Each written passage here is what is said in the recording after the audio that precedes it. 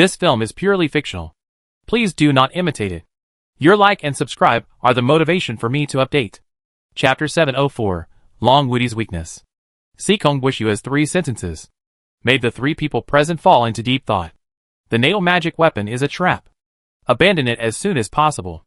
Xiao Luo pondered. The chosen ones are indeed too dependent on the natal magic weapon, but saying it is a trap is a bit too much. Right? If there were no natal magic weapons, how could they have come to this day? They would have been lying on the board before level 30. What's more, they are all already level 45 warriors. If they abandon their life-defining magic weapons now, wouldn't it be a waste of their own cultivation? No one would do that. Moreover, they don't know how to abandon their life-defining magic weapons. The second sentence, be careful of every dream you have in the future. Long Woody said. Is this a reminder for us to be careful of the dream god? The three nodded. This sentence was simple and direct, and there was nothing to analyze. However, the third sentence puzzled Long Woody. Don't be the first to break through level 47. Why? Is it too strong? Will it be dangerous? Nefeng thought for a moment, and then described what happened today in detail. Suyana can devour the power of others. I suspect that the first person to break through level 47 will become her target. Nefeng said with a serious face. If my judgment is correct, Seekong Bushyu should have been devoured by Suyana.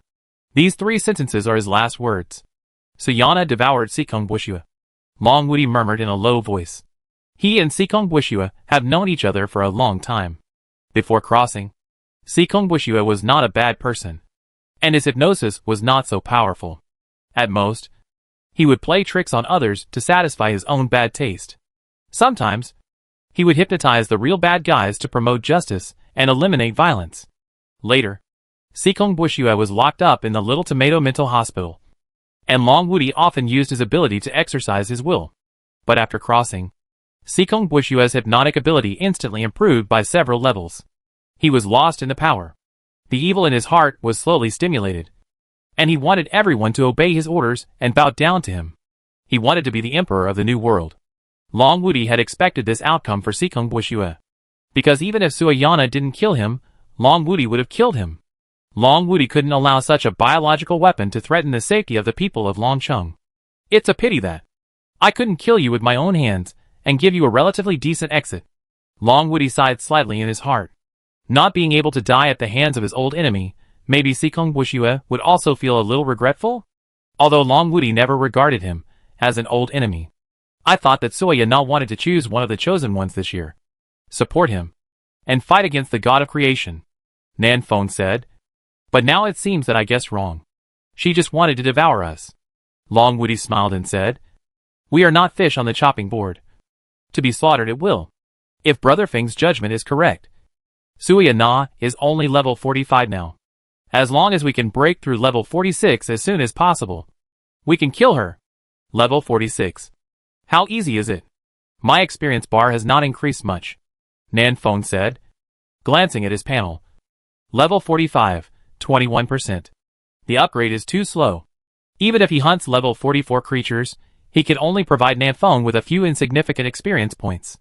If he wants to upgrade, he must hunt level 45 warriors, but there are only a handful of level 45 warriors. Where can he find so many? Brother Feng, don't just focus on killing monsters to upgrade, practice my breathing method more. Long Woody chuckled. He used his skills, and with each breath, his body was like a huge vortex, sucking all the magic power in the air into his body, and then quickly refining it. Nefeng said helplessly, I have practiced, but the effect is average. Maybe people's physiques are different. Speaking of physique, long-term high-intensity combat can temper the body and improve physique. Long Woody was talking, and suddenly a palm came.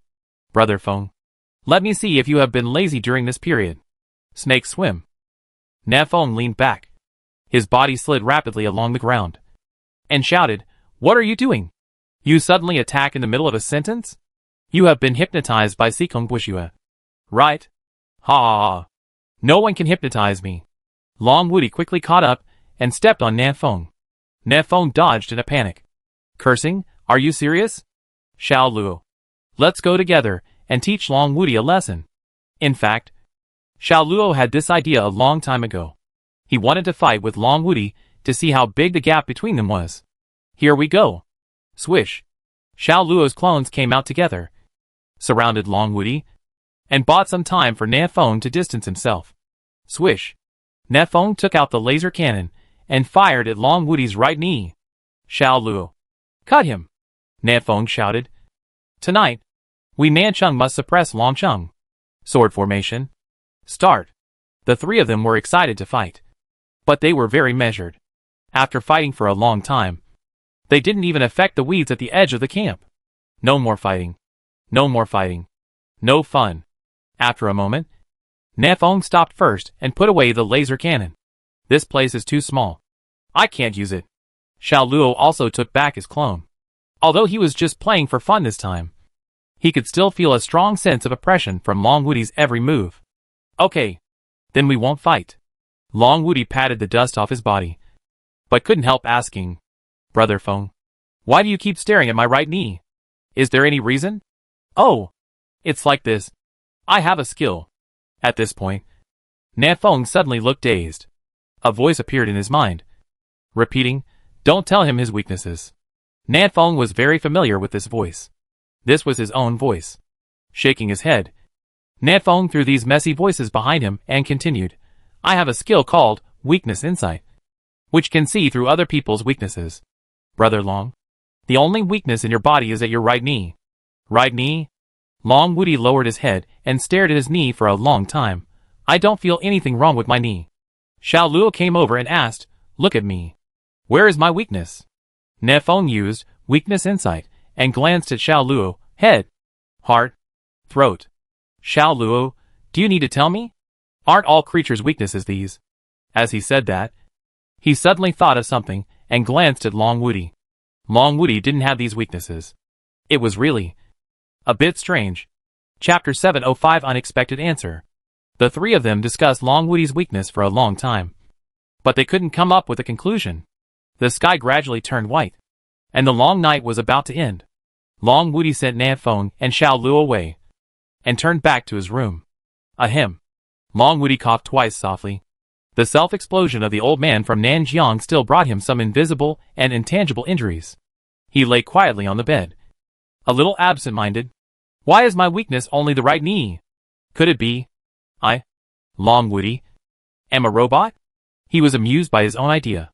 He has parents, flesh and blood, thoughts, and emotions. How could he be a robot? My knee? Long Woody subconsciously touched his knee, and all kinds of messy thoughts flashed through his mind. Gradually, a trace of sleepiness came over him. He fell asleep. In his dream, he floated over Longcheng, looking at the prosperous city below. With a relieved smile, under his leadership, Longcheng developed better and better. Suddenly, a light voice sounded in Long Woody's ears. You will die. It was this voice again. Some time ago, Long Woody also heard this voice when he went to the lair of the fourth overlord, Ghost Fire of the Netherworld. At that time, Long Woody could not remember who the owner of this familiar voice was. But now, he knew. This was the voice of the dream god Suayana. Light and darkness intertwined. Suayana's figure condensed into shape and appeared in front of Long Woody. She said lightly, You will die? Long Woody sneered, You will die before me. Suayana looked into Long Woody's eyes, and then slowly moved her eyes down, staring at his right knee. Long Woody's heart skipped a beat. After you die, Longcheng will be destroyed. Suayana's voice remained calm. Long Woody snorted coldly, Reality can't kill me, you want to put pressure on me in the dream? Suayana ignored what Long Woody said, but said to herself, Don't break through too fast, otherwise, I will kill you. Long Woody sneered, You are afraid that I will upgrade too fast, which will threaten you. Suayana shook her head, sighed, That's all, you can do whatever you want. Her body began to decompose, turned into streams of light, and disappeared in this dream. Long Woody watched Suayana leave quietly. Sikong Bushua and Suayana both told me to level up slowly, or I would die. However, Suayana must be afraid of me, worried that my strength would increase too quickly, so she said that. As for Sikong Bushua, he might be afraid that I would be the first to break through level 47, and be swallowed by the dream god, and then no one would help him to avenge himself. Long Woody found Sikong Bushua's idea a little ridiculous. It is impossible for him to deliberately slow down the upgrade speed just because of Suayana. Even if the first person to break through level 47 really becomes the target of Soyana's devouring, he will not be afraid at all. He, Long Woody, can die standing, but he will never be a coward. Moreover, Soyana may not be able to defeat him. In the fog, South City.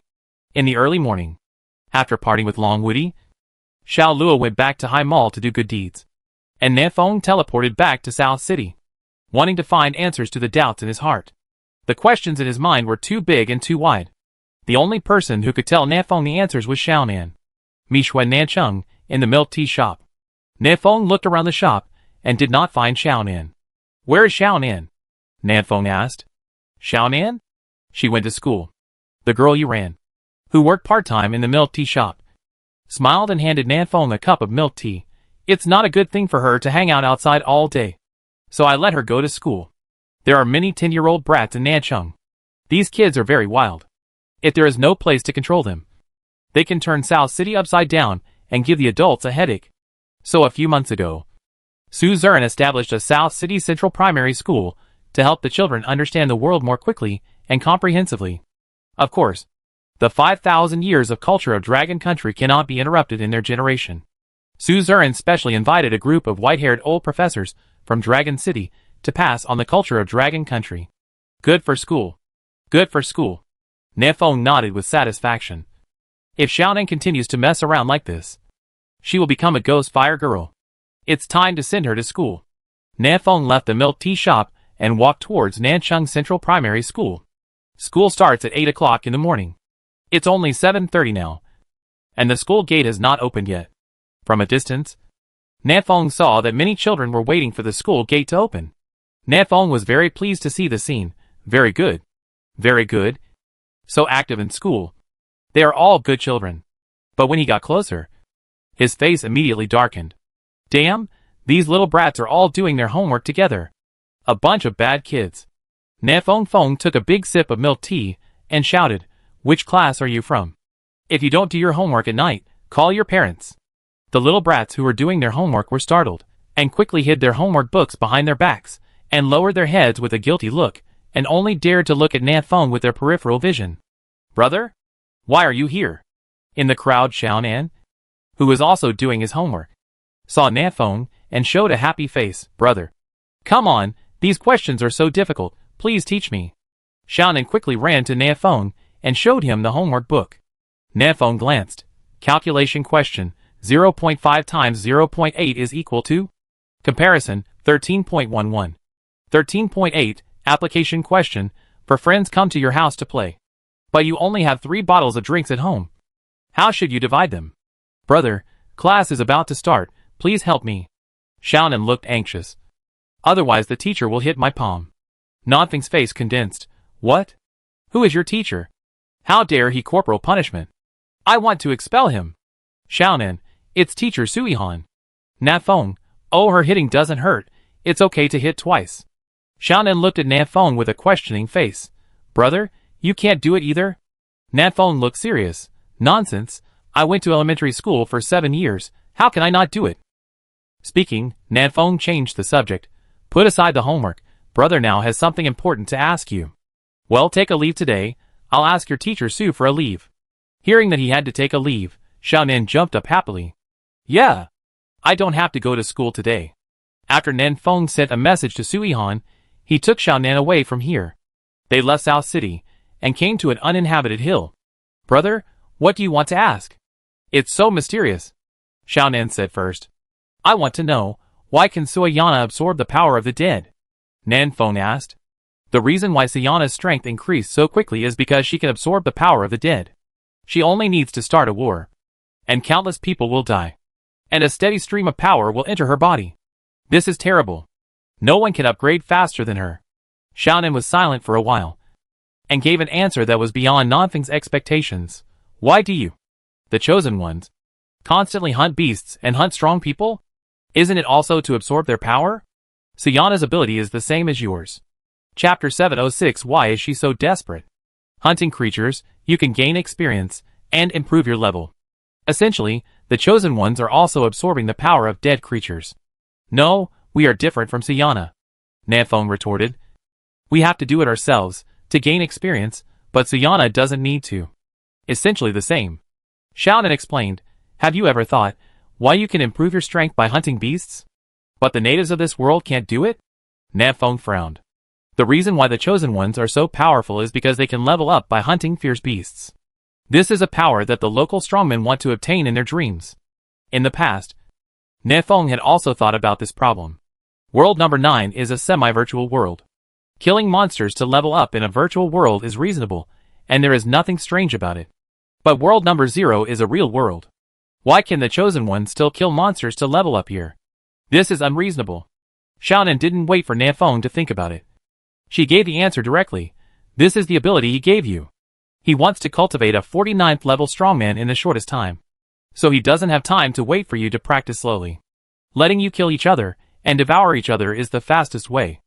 Nanfeng asked, why did he create a 49th level strongman? Xiaonan asked back, haven't you guessed the answer to this question? Nanfeng was silent. He had indeed guessed the answer, devour. The god of creation used various means to cultivate a new 49th level strongman, just to devour him. Brother, your strength is not weak, I can tell you something. Xiaonan sat cross-legged on the ground very seriously, with a serious face. Nanfeng took a deep breath, also sat cross-legged, and listened carefully with bated breath. He knew that what Xiaonan was going to say next would be the biggest secret in the world. Let me talk about me first. Xiaonan pondered for a long time, and finally decided to start with himself, and began to tell the story. I came to this world about 260,000 years ago. About 200 years after I came to this world. The first batch of chosen ones, that is, the Green Star people, appeared in this world. I witnessed with my own eyes the strongest among the Green Star people, who broke through to level 49 with high spirits, and then was ruthlessly swallowed by him. At that time, I was still very weak, only more than 30 levels. But from then on, my fear of him had already taken root in my heart. Nanfeng couldn't help interrupting. Wait, you mean you are not a native of this world, nor a chosen one? Then who are you? I don't remember now. Xiaonan shook his head. My memories before coming to this world are all sealed up, and I can only remember them after I return to the peak. Remember? Nanfeng, when can you return to the peak? Now. Xiaonan opened her mouth and spit out 8 colorful stones. More than 100,000 years ago, Suyana sealed my power in 9 stones. As long as I absorb all these powers, I can return to the peak immediately. 1, 2, 3. Nanfeng counted and was a little angry. How did Suihan teach you? You can't count them clearly. There are only 8 stones here. Where did the 9 come from? Oh, there is another one on the opposite side of the Sea of No Form. When I have time, I can just go and get it. Xiaonan waved her hand, signaling Nanfeng not to speak, so as not to interrupt her thoughts. But I can't absorb these powers now, because I can't beat him. Returning to the peak means that I will be swallowed by him. So that's it. Nanfeng nodded, indicating that he understood. Nanfeng always thought that Xiaonan was very strong, even stronger than Suyana now. But she always stayed in this small Nancheng, hanging out with a bunch of little brats, which made Nanfeng a little confused. But now he understood, because above their heads, there was a pair of eyes always watching the world. As long as Xiaonan showed a little sign, she would be discovered by him and devoured by him. The original world was like a rice field where he planted leeks. Whenever the leeks grew tall enough, he would cut them off. Where were we just talking about? Well, yes, he devoured the strongest of the first chosen ones.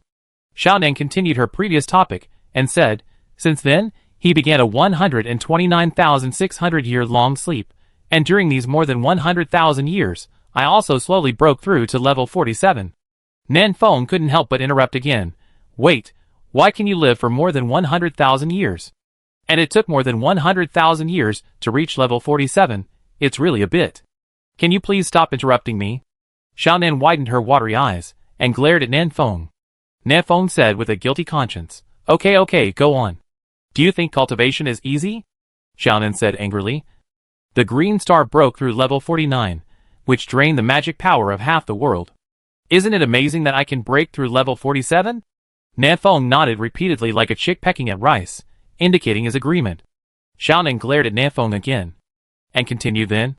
The second generation of the chosen ones, the Red Star people, arrived as scheduled.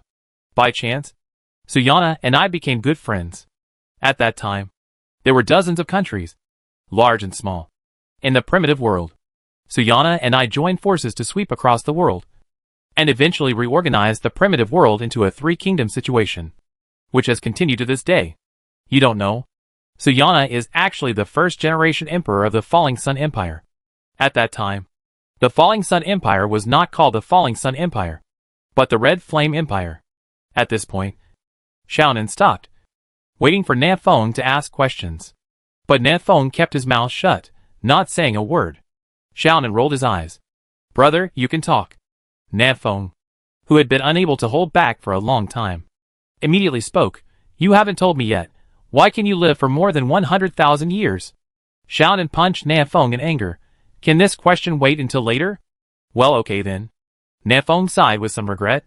Then, why did the Red Flame Empire change its name to the Falling Sun Empire? And how did the throne fall into the hands of the emperor's family? That's a good question. Xiaonan clapped his tender little hands, obviously waiting for Nanfeng to ask this question. This involves a secret that is almost unknown to the public. Brother, do you know how Suyana died that year? Nanfeng said without thinking, swallowed by him. Oh! Wait, she seemed to be. Nanfeng suddenly remembered what Suyana had said to him. I remember Suyana told me that she was desperate to the point of committing suicide? Xiaonan nodded solemnly. Yes. That year, Suyana was not swallowed by him. She didn't even fight with him, but committed suicide. It should be difficult for you to understand. Why was she so desperate? Because, Chapter 707, she wants to live again. Because she knows that she can't beat the god of creation no matter what. So she is desperate? Nanfeng guessed. No. No. No. Xiaonan shook her head vigorously. Suyana has fought all her life. How could she be desperate because of such a thing? She has long been prepared to die on the battlefield. It can even be said that dying in his hands is the best destination for Suyana. Nanfeng didn't understand. Since she is not afraid of death, then why would she be so desperate that she wants to commit suicide? I really don't understand. Xiaonan's tone was a little low.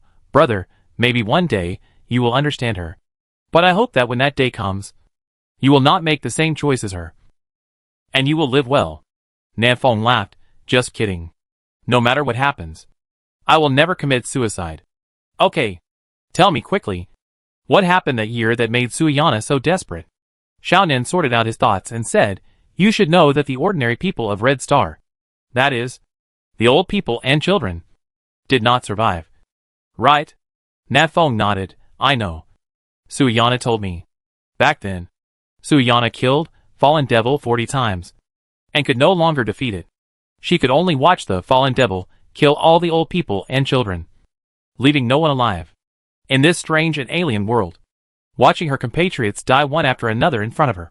Perhaps, this is the reason why Suyana is desperate. Nanfeng thought so. Long Woody is stronger than Suyana. He single-handedly killed the last life of the Fallen Devil, Xiaonan said slowly. But if it weren't for you, Catherine, Archie, Xiancheng and others to help him, he wouldn't be able to kill the final form of the Fallen Devil. The final result is the same as Suyana.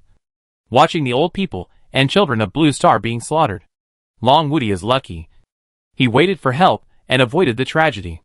But Suyana is not so lucky. Back then, she was the only one. The chosen ones of the previous session didn't know how to go to World Zero. Suyana was the first person to kill 10 fallen demon clones and obtain the interworld teleportation array. But it was already evening, and most of the ordinary people had died tragically at the hands of fallen demon. It was too late. In fact, in this matter, Nanfeng, no, all the people of Blue Star should thank Suyana. If she hadn't told Nanfeng the way to World Zero in advance, they wouldn't have been able to reach World Zero so early. And it wouldn't have been possible for so many old people and children to survive. All the ordinary people on Red Star died, leaving only the chosen one. Xiaonan continued, Suyana has an obsession in her heart, or a demon in her heart. She wants to protect all the living people on Red Star. She doesn't want to see any Red Star person die in front of her. But there is a terrible thing in front of her. That is, the chosen one only has a lifespan of 100 years. This is the curse he imposed on all the chosen ones. She kept hunting beasts and improving her strength. just to break the curse. During this period, I kept persuading her, stopping her, and asking her not to upgrade again. Because I know, once I reach level 49, I will be discovered by him, and devoured by him. But Sayana is not afraid, she is confident that she can defeat him. In this way, her level reached level 48, and she was only one opportunity away from taking that step. And I, like her, also reached the peak of level 48. But most of the energy in this world is occupied by him. The remaining energy is only enough for one person to break through level 49. Sayana is not afraid of him, but I dare not face him. So I made a decision. That is, let Suya not kill me, absorb all my energy, and help her become a god. Suya Na struggled for a long time, and finally agreed. Unfortunately, I am immortal. She can't kill me, and she can't absorb my power. Suya Na can only choose another way to become a god. That is to refine all the chosen ones and absorb their power. Hearing this, Nan Feng couldn't help but take a breath. So, Suya Na killed all her compatriots herself? Xiaonan nodded gently. Yes. Nan Feng, but why didn't she refine the strong people in this world? There are 3 reasons. Xiaonan explained softly. First, the power of the last chosen ones all came from the red star, which is a perfect match for Suya Na, and she doesn't need to refine it again. Second, Sayana was not sure whether she could break the curse of the chosen one, only 100 years of lifespan, after reaching level 49, which was imposed on the chosen one by the god of creation after all. Third, therefore, Sayana decided to kill all the chosen ones by herself, and then revive them after reaching level 49. But she soon realized that she was wrong. Even if she reached level 49 and became the legendary god of creation, she still could not revive the dead. The dead cannot be resurrected. This is not just a saying. Those dead red star chosen ones will never come back again. Nafeng frowned slightly. No way? Then how did she revive Sikong Bushua? Xiaonan asked back. Is the resurrected Sikong Bushua still the original Sikong Bushua? Nafeng was puzzled. Since he has been resurrected, why is he not the original Sikong Bushua? You can think that Sikong Bushua has been reborn, or that Sikong Bushua has taken over a new body, or even that it is Sikong Bushua's reincarnation. In short, he is not the original Sikong Bushua. There must be some differences between him and the original Sikong Bushua. Just like the current Sayana is not the original Sayana. Just like me now. I am not the original me. At this point, Xiaonan looked into Nafeng's eyes and said seriously, I have been sealed for more than 100,000 years. Just like I have died once. For me, the memories of the past are like my past life, which seem familiar, but strange. I still remember that my real name is Tang Chichi, and the ancestors of the Tang family took my surname. But Tang Chichi is just me in my past life. My current name is Xiaonan, and it is just Xiaonan, a little kid who is less than 1 year old. Nefeng also looked into Xiaonan's eyes and laughed. You are not just a little kid, but also my sister, the guardian of Nancheng. Xiaonan also laughed, and her eyes were curved like crescent moons. Tang Chichi has become a thing of the past. Now, she is Xiaonan. By the way, the story is not over yet.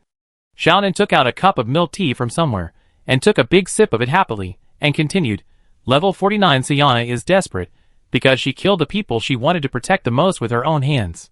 What makes her even more uncomfortable is that she found that the gap between her and him is not a little bit. There is no possibility of defeating him. What awaits Sayana is only his ruthless devouring. She is desperate, and she can't even think of fighting. In the end, she chose to destroy her own godhood and end her life. But level 49. A powerful person of this level, how can it be so easy to die?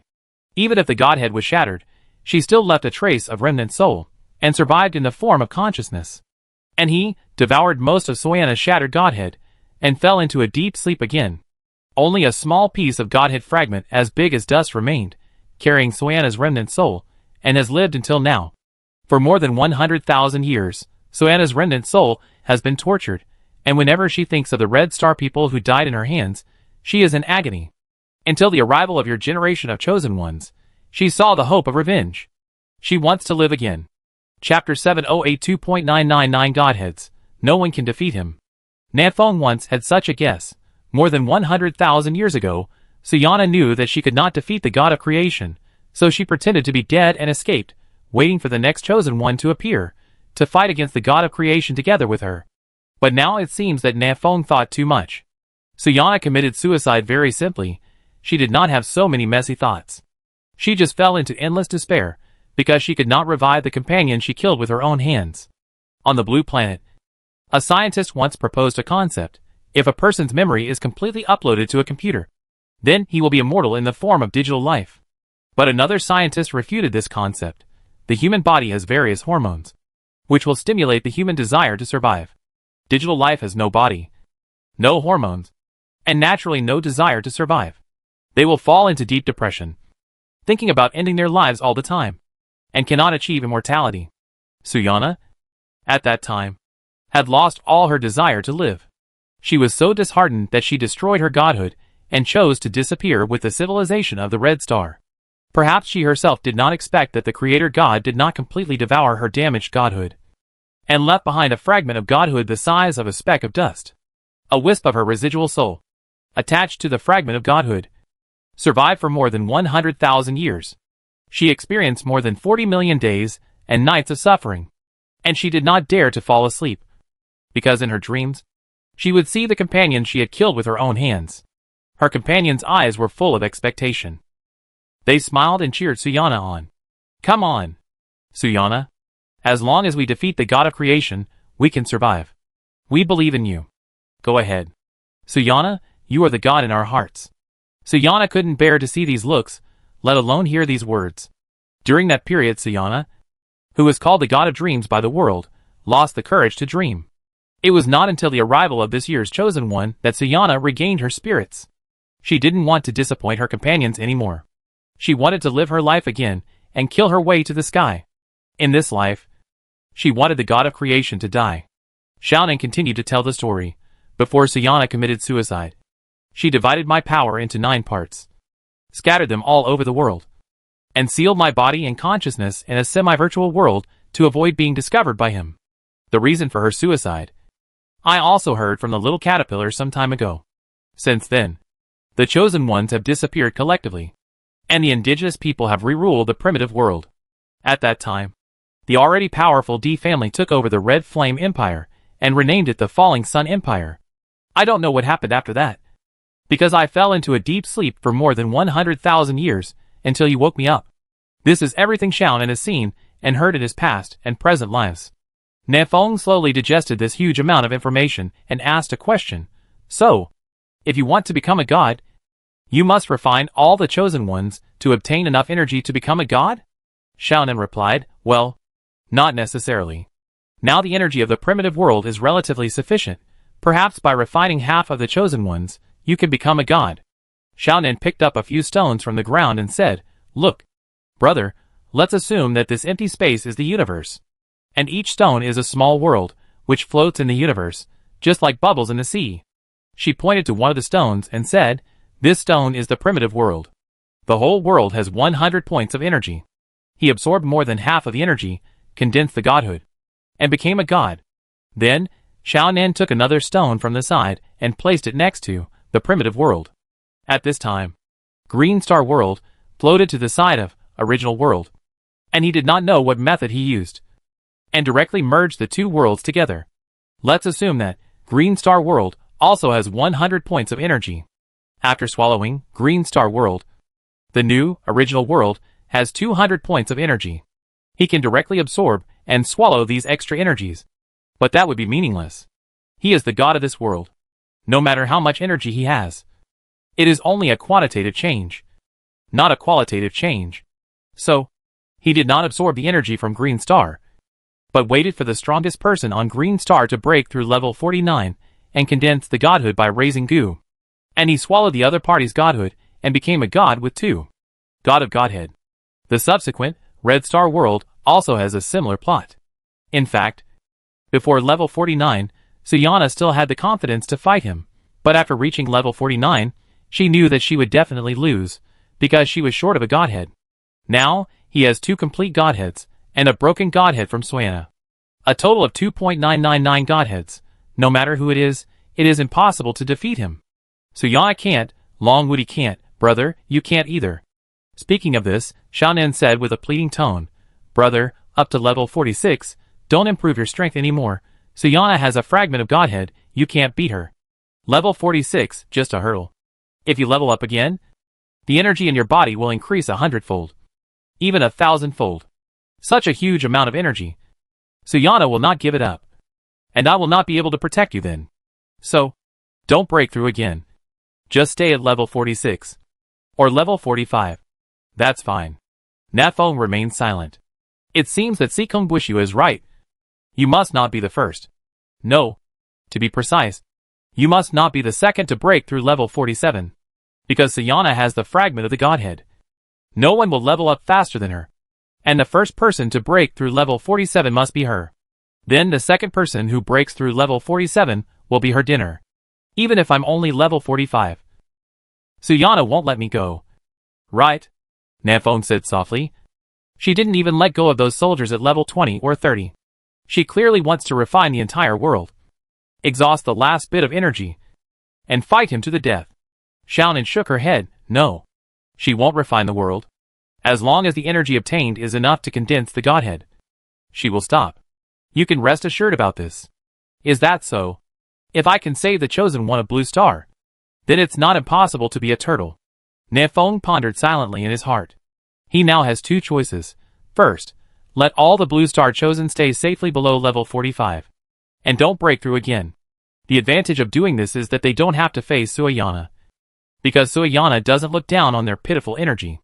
Even, they don't have to face the god of creation. Suyana will fight him.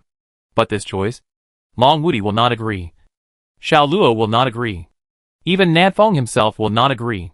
To get to this day, which one of them is afraid of fighting? Although Nafeng looks lazy and likes to slack off, he has never backed down when facing a strong enemy. At the beginning, Sakura Sword, Sikong Bushyu, Fallen Devil, and later Crow King, Tian Yuan, Diyuan. They were all very powerful opponents at the time. Nafeng might have been afraid, but he never retreated. If he chose to be safe, it would mean giving his life to Suyana. Whether she would kill you or not depends on whether she lacks energy or not, and whether she is in a good mood. Nafeng did not want to hand over the lives of the Blue Star people to the hands of the Red Star people. Then, there was only the second choice, to improve his strength as quickly as possible and break through level 47 before Suyana. This road is difficult, very difficult. Because even if they beat Suyana, they will eventually have to face the god of creation. Nafeng couldn't think of how to defeat the god of creation, who has 2.999 godheads. Huh? Come to think of it, Nafeng suddenly thought of a question. More than 100,000 years ago, facing the god of creation who only had 2 godheads, Suyana knew that she would definitely lose. Today, 100,000 years later, the god of creation is even stronger. Where does Suyana not get the courage to fight him? Xiaonan's mouth twitched slightly, revealing a far-fetched smile. Chapter 709, Defeated Opponent. Come and compete with me. Original World has successively merged with Green Star World, Red Star World, and Blue Star World. The energy in the entire world is already very abundant. Although most of the energy is concentrated in the 2.999 godheads of the Creator God, the remaining energy is still enough to condense 2 godheads. Suyana can condense 1. Xiaonan can also condense 1. For more than 100,000 years, the energy in this world was not enough. And Suyana and I could not become gods at the same time. The colorful stones floated beside Xiaonan. But now, we both have enough energy to become gods. Back then, Suyana faced him. It was 1 godhead against 2 godheads. And there was no chance of winning. Now, Suyana faces him again. It is 2.001 godheads against 2.999 godheads. This difference of less than 1 godhead is the confidence of Suyana. I see. Nafeng's face darkened. The reason why Suyana dared to live again and fight the god of creation again was because Xiaonan could become a god in this life. She could devour Xiaonan's godhead first, and then fight the god of creation. I don't agree, Nafeng said in a deep voice. Why should Suyana devour your godhead? You can also devour her godhead. Xiaonan pouted and shook her head aggrievedly. We are both level 49. I should not be able to beat Suyana. And I am too afraid of him. Even if I have 2 godheads, I can't win. It's better to let Suyana fight him. Nafeng said again. Then you can also not condense the godhead. You can give these stones to others and let them become gods. Xiaonan still shook his head. No. Back then, Suyana at level 48 couldn't absorb my energy. She could only kill all her companions to become a god. I am too special. Only gods at level 49 can devour my energy. Nefeng wanted to say something else, but Xiaonan interrupted him directly. Brother, the energy in this world now can only condense 2 godheads. And I will definitely occupy one of them. You can only fight for the other godhead. But I don't recommend you to fight, because you can't beat Suyana. How to break through level 46, level 47, or even level 48? For you, the road ahead is dark, and you need to cross the river by feeling the stones. But for Suyana, she was just walking the same path again. Nefeng left the mist alone. He understood Xiaonan's words. To defeat the god of creation, at least 2 godheads are needed, so that one can fight him. Therefore, Xiaonan's godhead must be devoured, no matter who becomes a god in the end. Whether it is Suyana, Long Woody, Nefeng, Xiao Luo, Catherine, Archie, or even Emperor Zun. In short, to defeat the god of creation, Xiaonan's godhead must be devoured first. This also means that the immortal Xiaonan is likely to die. Why is it very likely instead of definitely? Because Xiaonan herself doesn't know if she can still live after losing her godhood. Xiaonan seems very calm about death. Perhaps because she has lived long enough. She doesn't care whether she will die or not. She just wants to spend every day happily. But Nefeng cares. He doesn't allow Xiaonan's godhood to be devoured by anyone. I have to find a way to absorb the energy in those stones. Nefeng said in his heart. I will condense her godhood for her and fight Suyana. Without those stones, Xiaonan's strength may fall to the bottom. But at least, she will not die. However, it is not easy to absorb the energy in the stone. That was the energy of Tang Qiqi, who was at the peak of level 48 in Xiaonan's previous life. Suyana, who was also at the peak of level 48 at that time, could not absorb it. Any bit of energy that leaked out of it was enough to burst Nefeng. How to absorb it? How to absorb it? Nefeng looked melancholy, because he could not think of any way to absorb it. Perhaps, if he was stronger, climbed higher mountains, had a broader vision and knowledge, he would be able to think of a way. Right? In the end, I still have to upgrade. I am too weak now. I can't solve anything. Don't be the first to break through level 47. That's all bullshit. Nan. Want to, and faster than you. Suyana? Nefeng passed through the faint mist, and came to the ancient forest. Some time ago, Long Woody ordered a road to be built from here, leading to Black Crow City. The construction of this road is more than halfway completed. It shuttles between the mountains and wilderness, like a bridge connecting 2 worlds. This road is named Invincible Road. Nefeng walked on this road silently, with all kinds of thoughts in his mind. He was planning how to go on the road ahead. Suddenly, a thunderous and majestic voice came from the woods beside the road. Nefeng turned his head slowly. This voice sounded familiar to him. I finally found you, my defeated opponent. In the forest, a majestic tiger walked out carelessly. It was full of strong muscles, and its fur shone brightly in the sun. Star Tiger King? Nefeng tilted his head and asked. Why are you here? Star Tiger King roared to the sky and looked at Nefeng with his eyes. Of course I came to fight with you. Some time ago, Nefeng practiced his close combat ability in the ancient forest. His training method is very simple. That is to fight with level 45 beasts. It was easy at the beginning. With its powerful attributes, ordinary level 45 beasts were no match for Nefeng. Until he met the Star Tiger King. This guy was born to fight, and his strength was as strong as the 9 overlords. Nefeng, who did not use his life to fighting magic weapon, was naturally no match for it, and lost 46 games in a row to it. Nefeng, who lost miserably, went back to find Long Woody and learned a new version of the 5 animals play. Later, Nefeng went to the border between the 2 countries and just came back. Unexpectedly, Xingqiu Tiger King was waiting for him at the door of his house and wanted to spar with him. Defeater, you said before that you wanted to learn from a master, but I don't know how you are doing. Xingqiu Tiger King had a raging fire in his eyes, and he showed his sharp fangs and roared, Come on, spar with me. I want to see if you have improved. After that, Xingqiu Tiger King rushed towards Nefeng with a tiger pounce. Are you sure? Nefeng stepped on the dragon-like tiger steps. His left hand made a fist, and his right hand made a palm. And he went forward. After a while, Xingqiu Tiger King's heart-wrenching cry came from the forest. Roar! Ah! Ah! Damn human! How can you suddenly become so strong? Who is your master? I also want to worship him as my master. Chapter 710 Ask Mr. Tang to protect me. 10 minutes later, Nefeng leaned against a big tree and asked, How is it? Are you convinced? Xingqiu Tiger King collapsed on the ground, gasping for breath, and said with disdain, Of course not. You only beat me once, but I beat you 46 times. Wow, what reasoned and convincing. Nefeng nodded, clenched his fists, and walked up again. Hey! What do you want? Xingqiu Tiger King rolled on the ground twice, pulled a distance and shouted, This competition is over, you. Don't come over again. Nefeng saw Xingqiu Tiger King like this and couldn't help laughing. What a coward, what a coward. What are you laughing at? Star Tiger King said with a look of contempt.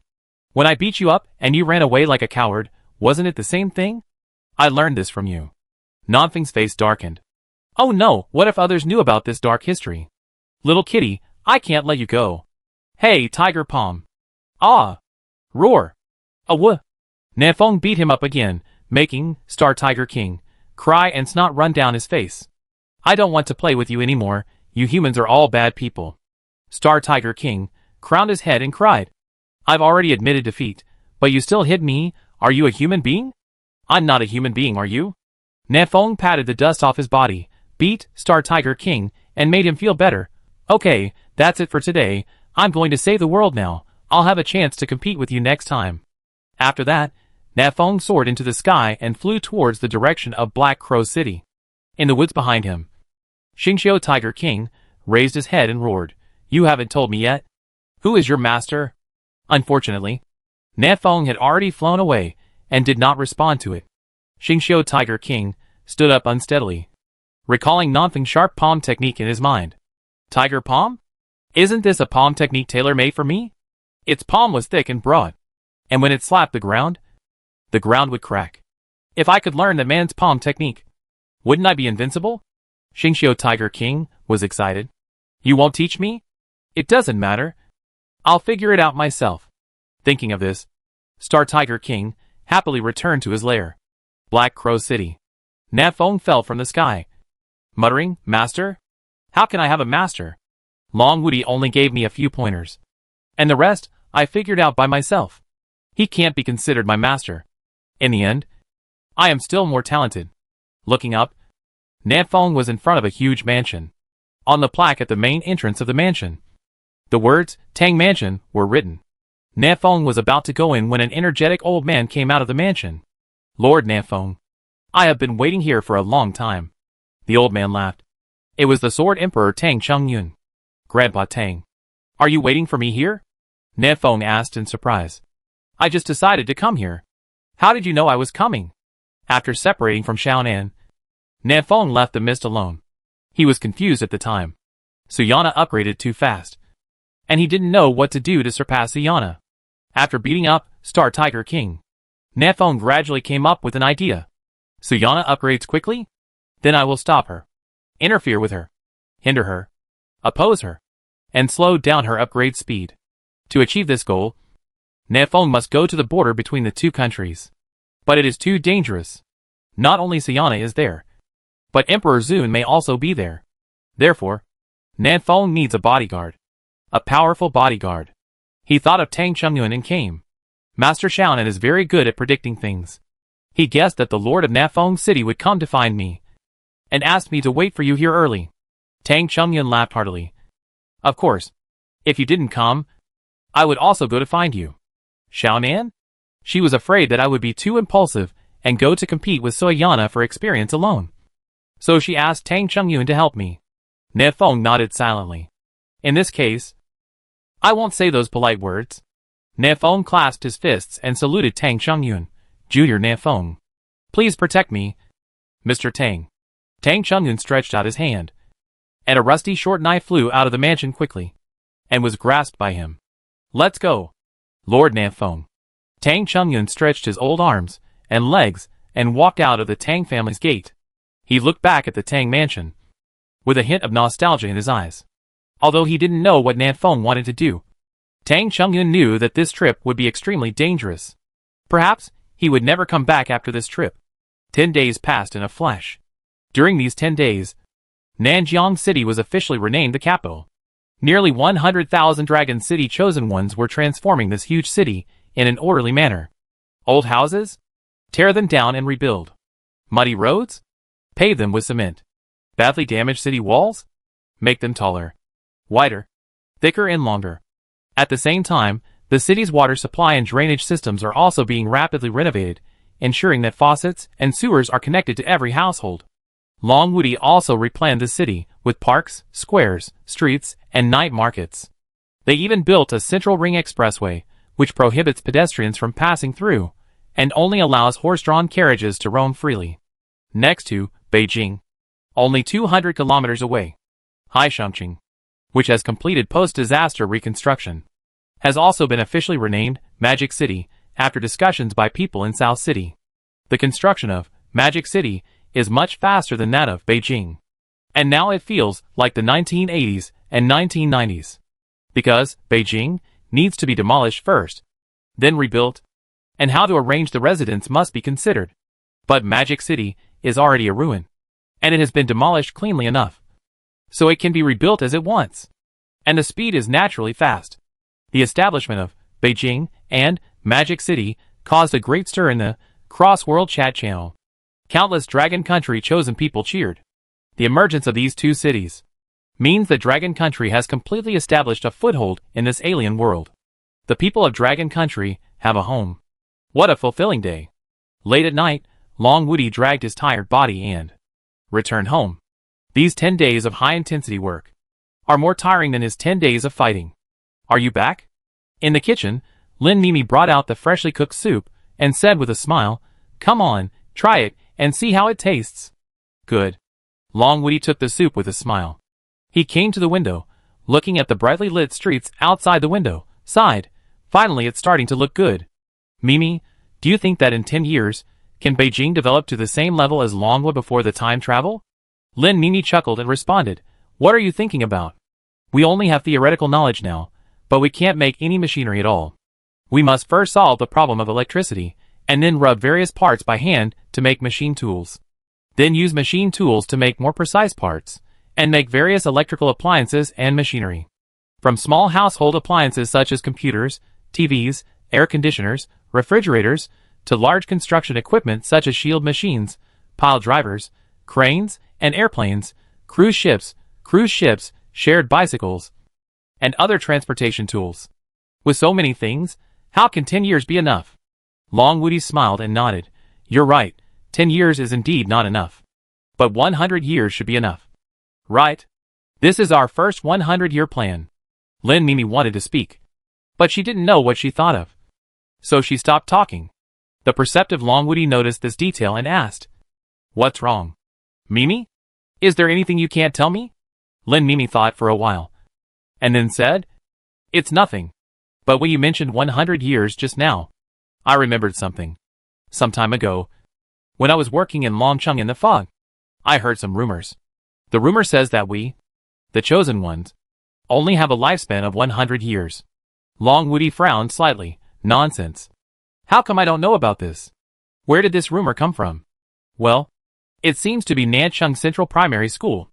Lin Mimi thought for a while and said, "It came from the mouths of those elementary school students." Chapter 711 Wukong City. It was a dark and windy night. Located in the northwest of the Haoyue Empire, Wukong City was a little bit uneasy tonight. "There's an assassin! Catch the assassin!" A team of soldiers in armor marched through the streets, searching around with caution. This team belongs to the Zhao family, and this city is also controlled by the Zhao family. The Zhao family, one of the 4 major families in the Haoyue Empire, is slightly inferior to the Yin family in overall strength, and the Sun family, ranked 3rd. On the northwest border, the Zhao family controls 7 cities, including Wukong City. The lord of Wukong City is Xiao Taizhu, the grandson of the current Zhao family patriarch, level 43, and quite strong. In this small Wukong City, Xiao Taizhu is the king, the local emperor. But this morning, His most beloved and precious eldest son Zhao Bai was assassinated and died on the busy street. Zhao Taiju was furious and immediately ordered the city gates to be closed. Even if he turned the whole Wukong city upside down, Zhao Taiju would find the murderer. At this time, in the busiest Zhao's restaurant in Wukong city, Na Feng and Tang Chungyun sat by the window, watching the soldiers marching past. Lord Na Feng, do you think they can catch the assassin? Tang Chungyun took a sip of tea and asked with a smile. Na Feng, who was enjoying his meal, rolled his eyes and said, who in this city can catch you? Yes, it was not Na Feng, nor anyone else, who killed Zhao Tieju's eldest son in the street, but Tang Chungyun, who was more than 1,000 years old. This morning, Tang Chungyun got up early. As an old man, he couldn't sleep, so he got up and walked around, stretched his muscles and bones. He wandered around and came to the morning market, where he happened to see Zhao Tieju's eldest son Zhao Bai molesting a decent woman. Tang Chungyun had lived for more than 1,000 years, and he had seen a lot of such things. In addition, Na Feng said that he should keep a low profile recently and not reveal his identity, so he didn't want to meddle in other people's business and prepared to leave. But at this time, the husband of the woman who was molested came. The husband was a farmer, and when he saw his wife being bullied, he didn't care so much. He immediately rushed up and was about to beat Zhao Bai up. But who is Zhao Bai? He is the son of the city lord. Although he is a dandy, with the accumulation of various resources, he is also a level 35 expert. How can a mere farmer be his opponent? The husband's legs were broken by Zhao Bai, and he was tied to a big tree nearby with hemp rope. This is not over yet. Zhao Bai also ripped his wife's clothes madly, and actually wanted to defile his wife in public, in front of her husband. Tang Chungyun's old face instantly sank. You said that you flirted with a decent woman, but you also want to defile her? Defiled her. But you also want to defile her in front of so many people? Are you a human being? Tang Chungyun didn't even use his knife, but just flicked his finger, and the invisible air turned into a shock wave, which opened Zhao Bai's skull and lit him up. Zhao Bai died on the spot, and there was no time to save him. Afterwards, Tang Chungyun turned into a gust of wind, took the couple away, and sent them out of the city. After doing all this, he continued to wander around the city leisurely. At that time, Na Feng was still sleeping in the inn. When he woke up and heard that the city was closed, he was still confused. What happened? Sui Yana came to arrest me? I just arrived last night. However, after listening to Tang Chungyun's story, Na Feng said he was very impressed. If he encountered such a thing, he would not hesitate to take action. Sir, serve the food. The waiter came to Na Feng's table with a large plate of food and said with a smile, Sirs, today's situation is special, and the food is served a little slowly. I hope you can forgive me. Na Feng pretended to know nothing and asked the waiter, Waiter, what's going on today? Why are there so many soldiers patrolling the street? The waiter looked around and saw that no one was paying attention to this side. So he whispered, Sir, don't you know? The eldest son of the city lord was assassinated. Assassinated? Na Feng glanced at Tang Chungyun with his peripheral vision and asked again. Waiter, I really don't know this. How about you tell me? As he said that, Na Feng took out 200 copper coins and put them on the table. Hey, sir, you are too polite.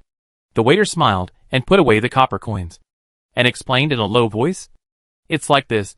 This morning, Mr. Zhao Bai got up early and started to do good deeds. He first helped the old lady cross the road, then helped the widow in the west of the city to sell vegetables, and finally helped the little girl find the lost puppy. But I don't know which hero. Bah! I said it wrong. I don't know where the assassin came from. He didn't like Mr. Zhao Bai, and actually assassinated him in the street. It's really gratifying. It's a pity. After hearing what the waiter said, Na Feng and Tang Chungyun looked at each other, a little confused. Waiter, I heard that Mr. Zhao is not a good person. Right? Can he do good things? Na Feng questioned. The waiter's face changed instantly, and he looked around in fear, whispering, Sir, you can't say this casually. Just know it in your heart. Be careful in what you say and do. Be careful in what you say and do. After saying that, the waiter did not dare to stay any longer, collected a few empty plates, and walked downstairs quickly. It seems that people in the city are very afraid of the Zhao family, and they are so cautious in what they say. Tang Chungyun sighed. Na Feng nodded. As soon as I entered the city last night, I found that this city was broken and rotten. Even worse than the earliest Black Crow city. It is obvious that all the money in this city has been plundered by the city lord. And the civilians at the bottom are living a hard life. Here, the Zhao family has absolute power. How dare the civilians say bad things about them? Beep beep. While chatting, Nanfeng's tactical watch suddenly rang. He opened it and saw that it was a message from Long Wudi. I heard that the Chosen One only has a lifespan of 100 years. Is it true? Huh? How did this news leak out? Na Feng frowned slightly. A long time ago, Xiaonan told Na Feng that the Chosen Ones only have a lifespan of 100 years. This is the curse imposed on the Chosen Ones by the Creator God. Na Feng has been hesitating whether to make this matter public. If he makes it public, he is afraid that some Chosen Ones will do something extreme. A level 40 native can live for hundreds of years. Why can I only live for 100 years? No. I feel unbalanced. I want to kill. Kill. Kill. If I don't make it public, it's not good either. Because the Chosen Ones have the right to know how long they can live. Na Feng struggled for a long time, wondering whether to tell the news or not. He didn't expect that the news would be spread. He was about to reply to Long Wudi's message when he heard a crackling sound downstairs. Then the waiter begged for mercy. Sir, spare me. Sir, spare me. I really didn't say anything bad about Mr. Zhao Bai. After a scream, the waiter was silent. Na Feng and Tang Chungyun looked at each other, and murderous intent suddenly appeared in their eyes. Chapter 712 City Lord Zhao Taizhu. Duh. Footsteps sounded everywhere. More than a dozen soldiers in heavy armor rushed up to the second floor quickly. The leading soldier scanned the area with a cold gaze, and finally looked at the location of Na Feng and Tang Chungyun. An old man, a fool? The soldier snorted coldly. These two useless things, can they kill Mr. Zhao? Na Feng was a little unhappy. Tang Chungyun, who was at level 46, had a completely calm aura, and a feeling of returning to nature. At first glance, he was indeed a little old man. But Na Feng is not a fool. He just wanted to be low-key and changed his appearance to look simple and honest. An honest man ate your rice. And you said I was a fool? The city lord's guards are here to catch the assassin. And all the outsiders should get out of here. On the street below, more than a dozen well-armed teams came from all directions. They shouted and surrounded the Zhao's restaurant. Not only that, there were also 3 strong men of more than 40 levels, flying from the air and landing on the roof opposite. A dragnet. In the eyes of outsiders, the old man and fool in the restaurant cannot escape even if they have wings. Of course, Na Feng had no intention of escaping. He peeled a banana, ate it carelessly, and tapped the table lightly with his left index finger. Who killed the waiter? Na Feng asked calmly. Swoosh. Across the restaurant, a 41-level strongman stepped into the air and came over.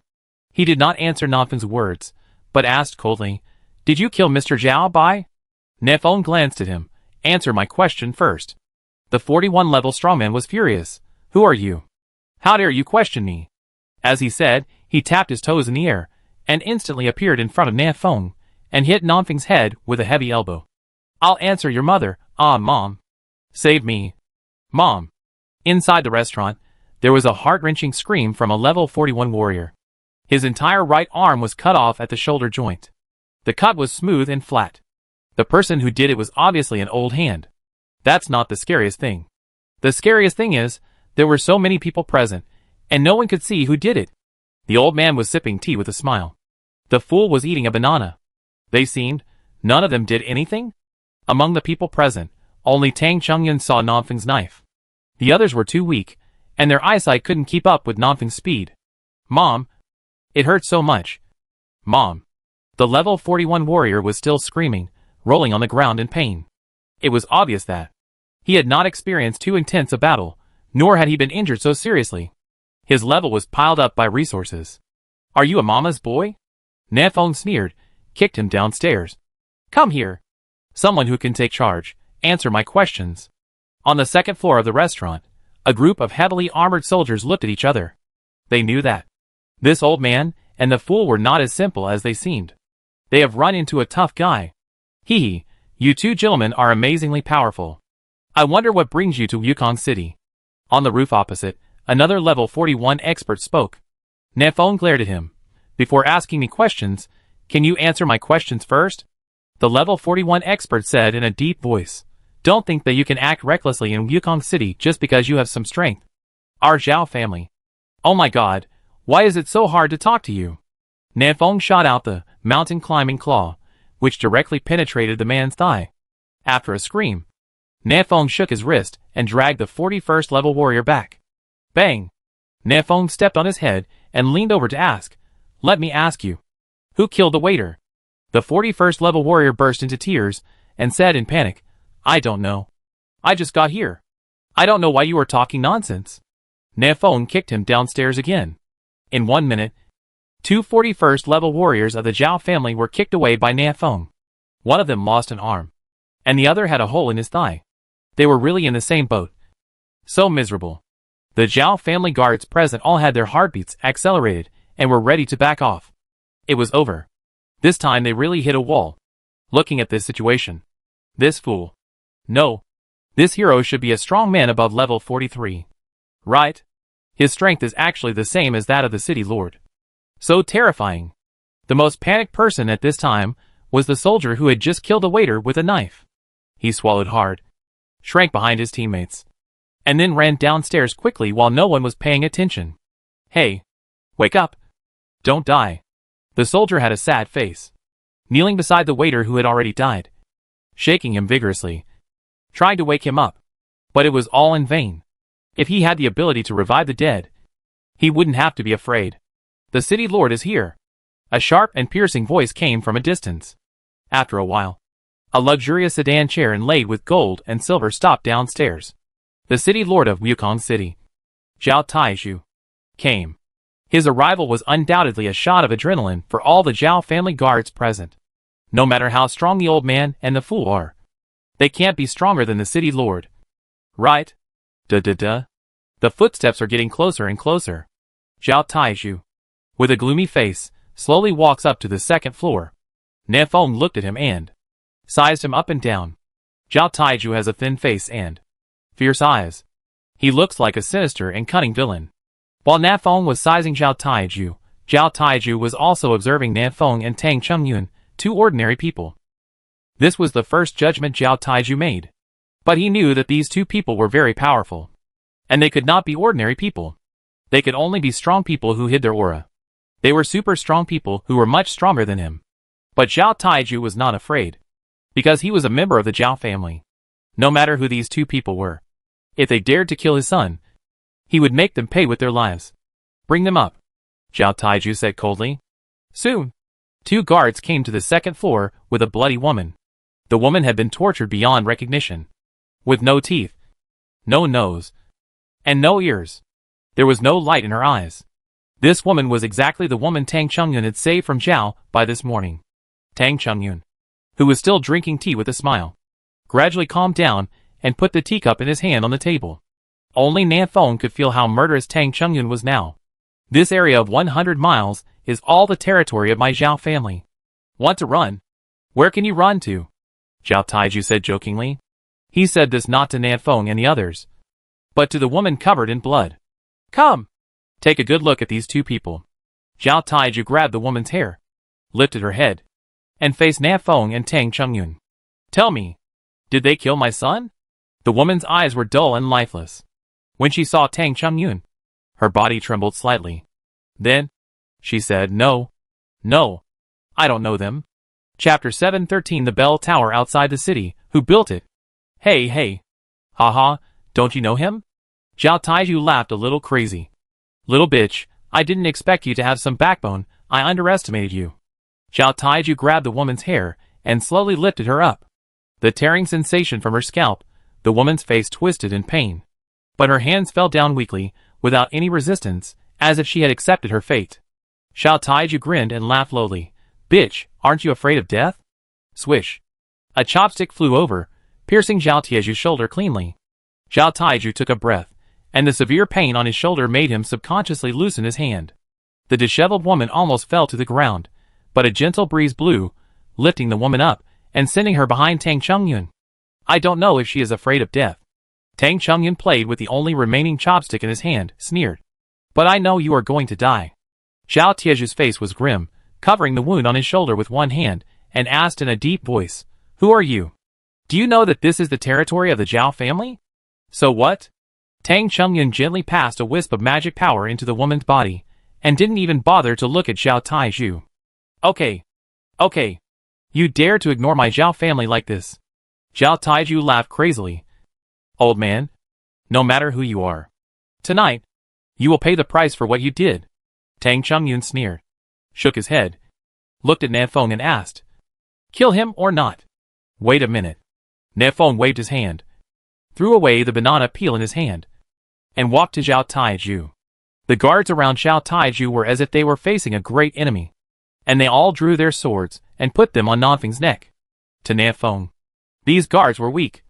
Their sabers were like scrap metal, and they might not even be able to shave off his sweat. He simply ignored these guards, looked at Zhao Taiju, and asked, Are you the lord of Yukong City? Let me ask you something. There is a bell tower outside the city. Who built it? 10 days ago. There were 27 bell towers in the border area between the two countries, scattered around various towns. At that time, Nefeng only demolished 14 of them, leaving 13.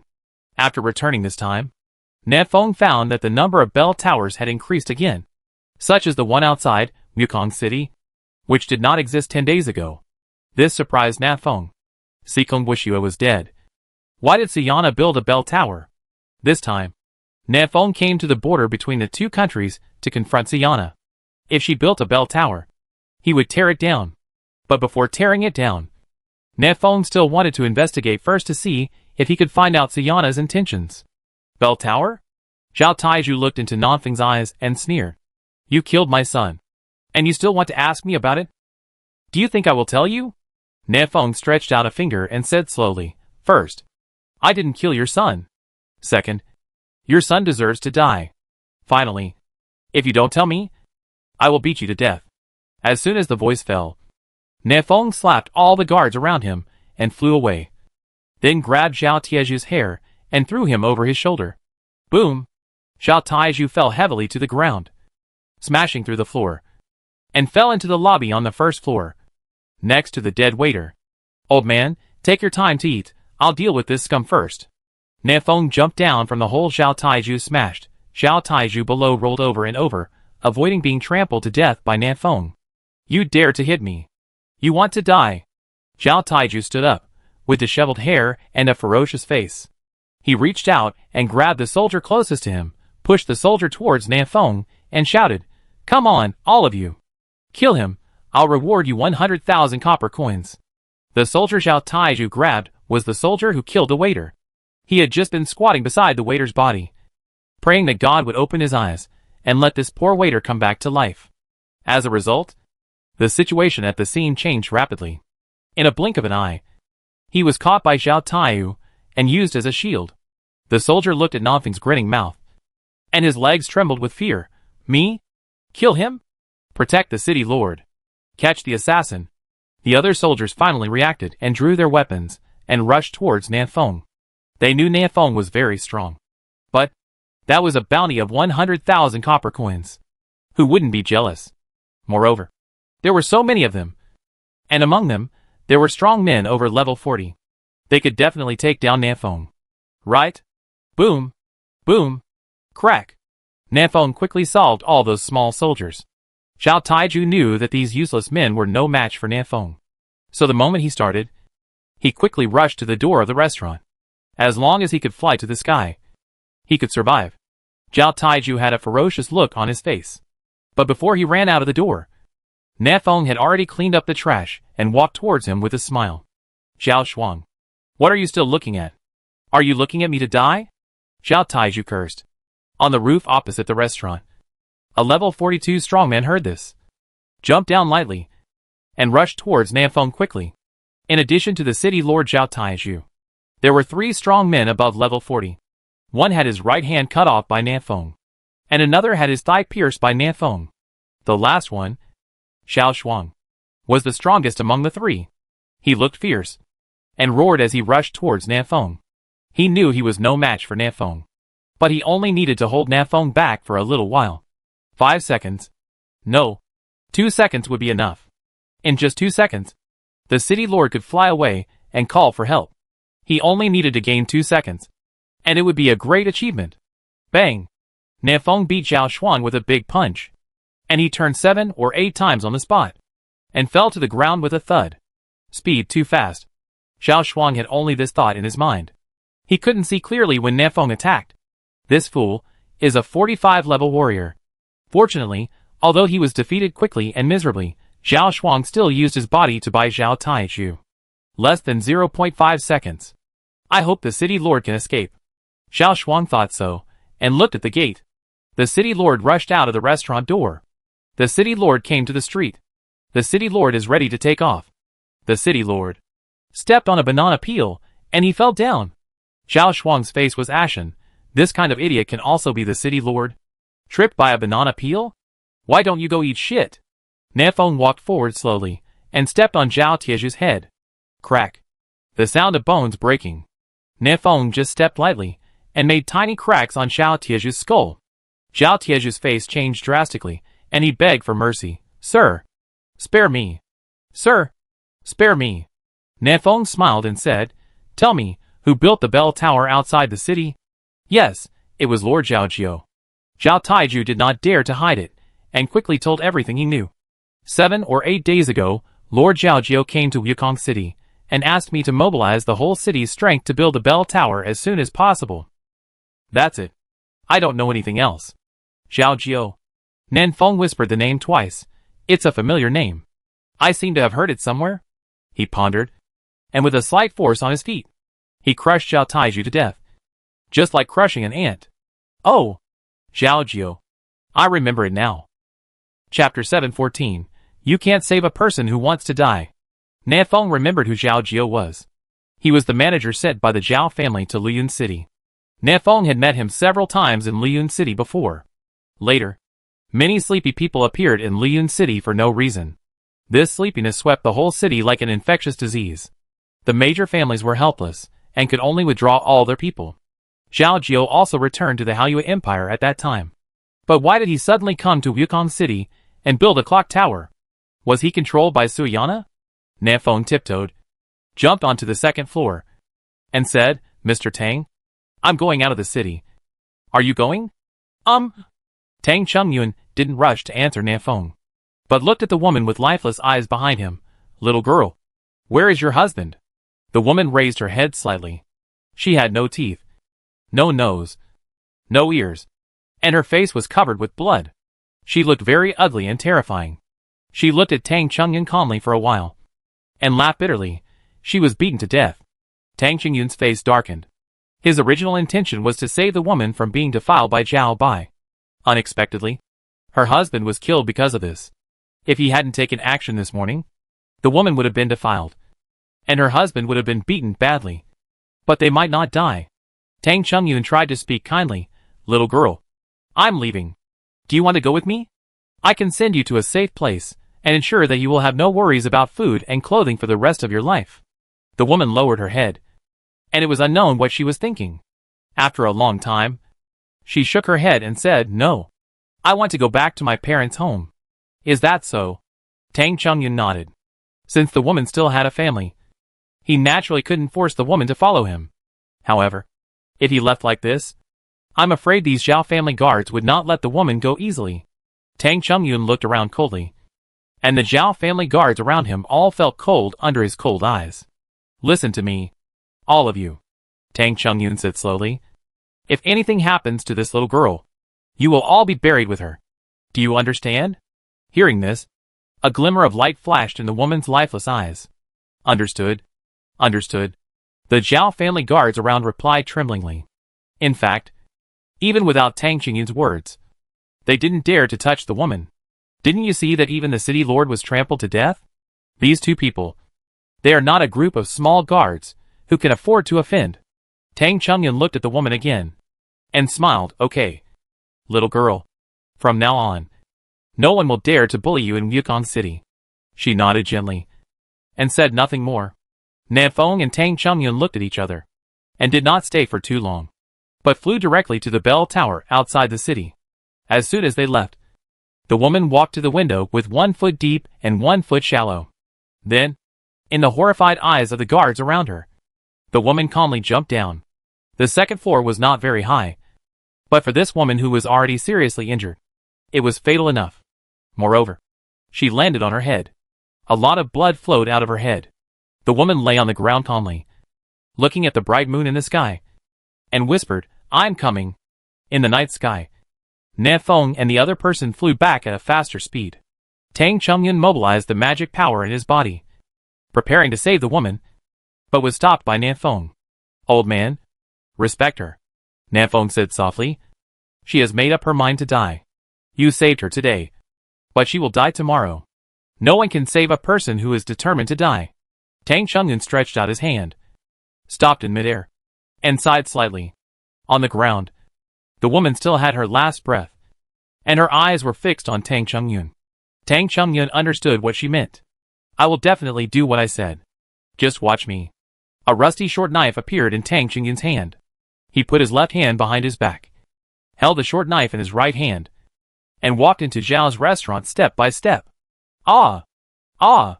Spare my life! Run! Soon!" Screams came one after another in the restaurant. Tang Chongyun deliberately slowed down his speed, and killed from the first floor to the second floor with one knife after another. The woman's last wish was also fulfilled. She smiled slightly at the corner of her mouth, and closed her eyes with peace of mind. Outside Wukong City, under the bell tower, after killing all the Zhao family guards in the restaurant, Tang Chongyun buried the woman's body, and came here with Na Feng. "This bell tower has not been fully built yet," Na Feng said, looking at the top of the bell tower. "The bell tower has not been capped yet. It should not have the ability to hypnotize now." Tang Chongyun stood behind Na Feng, silent, probably a little upset. "It's a pity that Zhao Jiu is not in Wukong City, otherwise I can ask him why he built this bell tower." Na Feng muttered to himself for a few words, took out the laser cannon from his backpack, prepared to demolish the tower with one shot. No matter what the purpose of building the bell tower is, it is right to demolish it. Ta! Ta! A sound of footsteps sounded behind Na Feng and the others. Na Feng turned around and saw a well-mannered young man walking towards them with interest. "My two friends. Do you want to demolish this bell tower?" The young man smiled and said, "Such a beautiful building. Why do you want to demolish it? I am a little curious. Can you tell me something?" Tang Chongyun looked back at the young man, and a sense of fear came over him. The magic power in this young man's body is endless like the ocean, and extremely pure.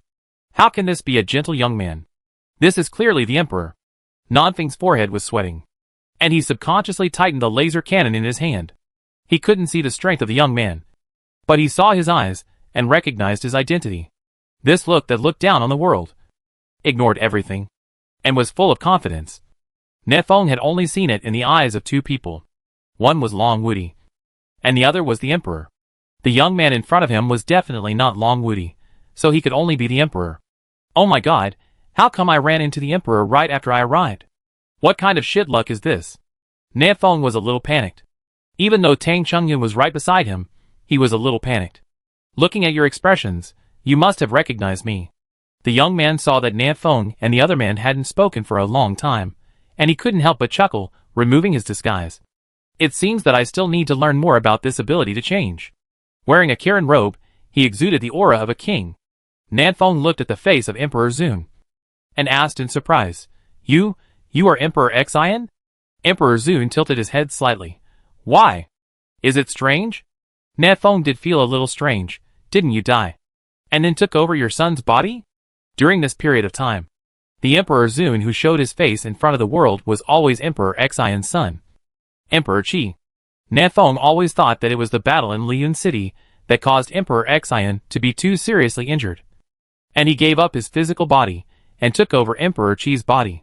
But now it seems that the facts do not seem to be the case. "Possession?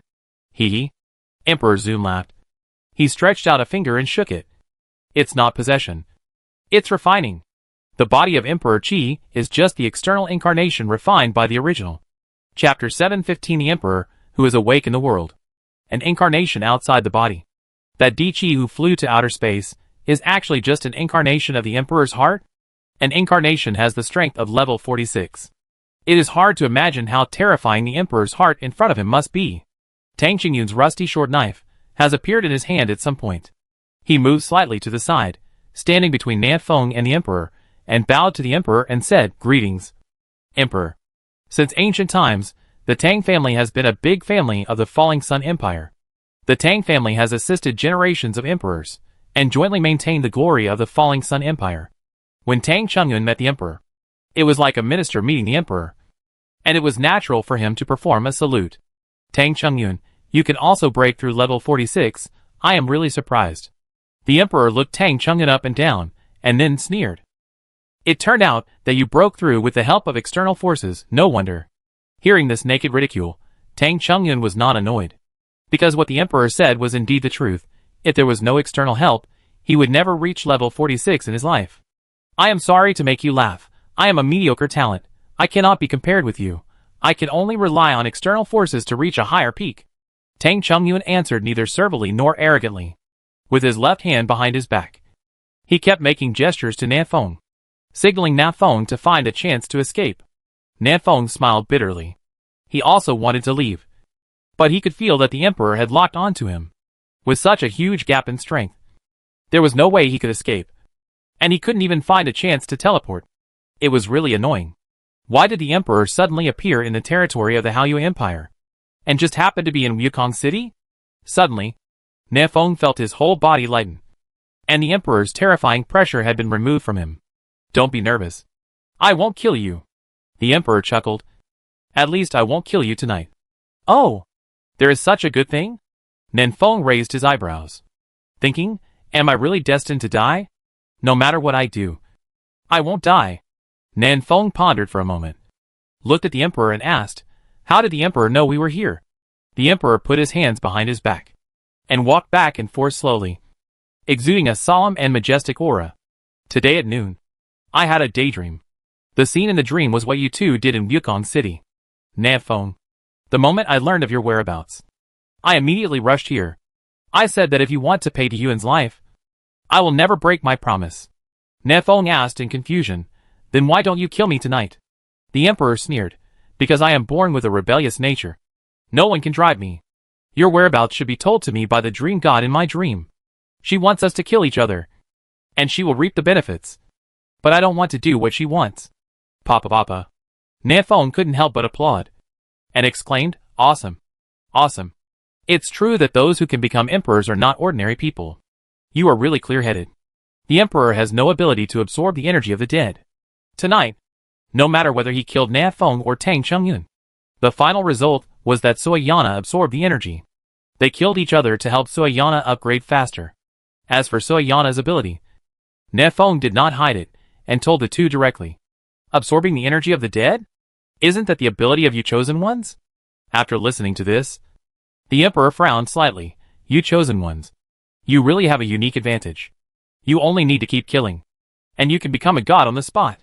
No wonder the dream god wants to cause a war between the two countries.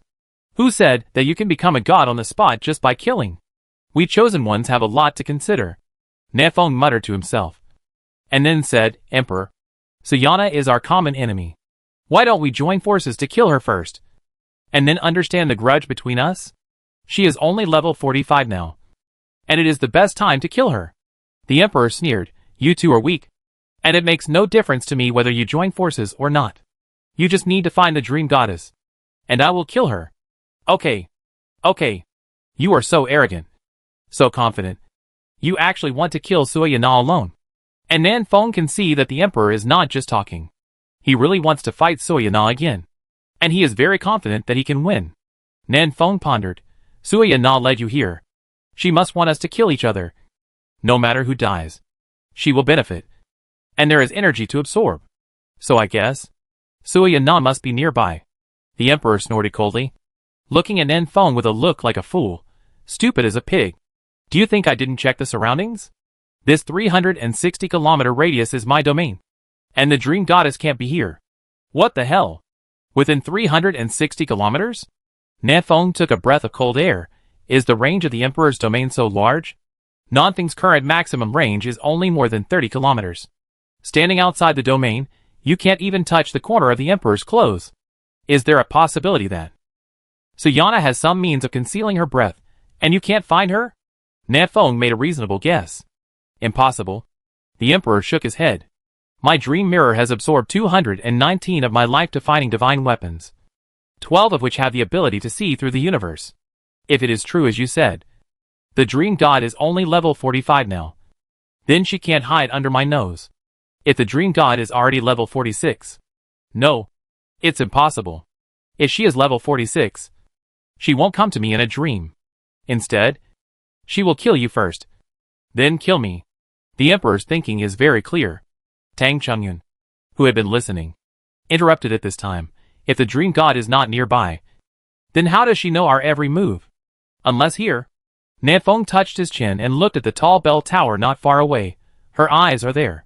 Chapter 716. Instigating rebellion in person? Under the uncapped bell tower, there stood 3 top warriors. They were on edge, and after saying a few harsh words to each other, they started to fight. Among them, one old and one young, they joined forces to kill the other youth in a unicorn robe. The magic power was roaring. The terrifying energy fluctuations turned the city wall into dust. The bell tower was not spared either, and it collapsed 10 seconds after they started fighting. Everything that happened outside Wukong City was seen by Suyana, until the bell tower collapsed. The scene in front of her disappeared. What a poor acting. Did you take me for a pig? Thinking back to the scene she had just seen, Suyana couldn't help but laugh. At this moment, she was thousands of kilometers away from Wukong City. From beginning to end, Suyana had never thought about going to Wukong City, because she knew that the rebellious Emperor Zun would not kill Nanfeng and Tang Chungyun. The most important thing was that even if the Emperor Zun wanted to kill them, he couldn't kill these 2 people, because Suyana saw clearly that behind Nanfeng and his bodyguard, there was another bodyguard. You can have fun in Wukong City. Suyana turned into a bright white light, flying rapidly in the night sky. She passed a quiet town. In the town, there were 2 children who did not sleep in the middle of the night, lying on their backs on the grass, chatting, and looking at the night sky. Look, the moon has gone. That's not the moon, it's a meteor. The 2 children looked at the white light in the night sky excitedly. They climbed up from the grass. Each of them was nearly 2 meters tall. Outside Wukong City, next to the collapsed bell tower, Tang Chungyun stood beside a smooth big stone, polishing the rusty short knife in his hand in a serious manner. Unfortunately, no matter how hard he tried, he could not grind off even a little bit of the rust on the short knife. Can we really attract the dream god like this? Tang Chungyun asked while sharpening the knife. I'm not sure either.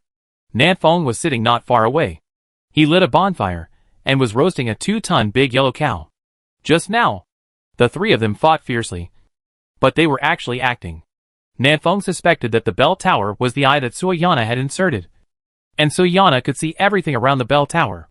So they acted out a play, pretending to fight, and then accidentally broke the bell tower, removing the eye that was watching their every move.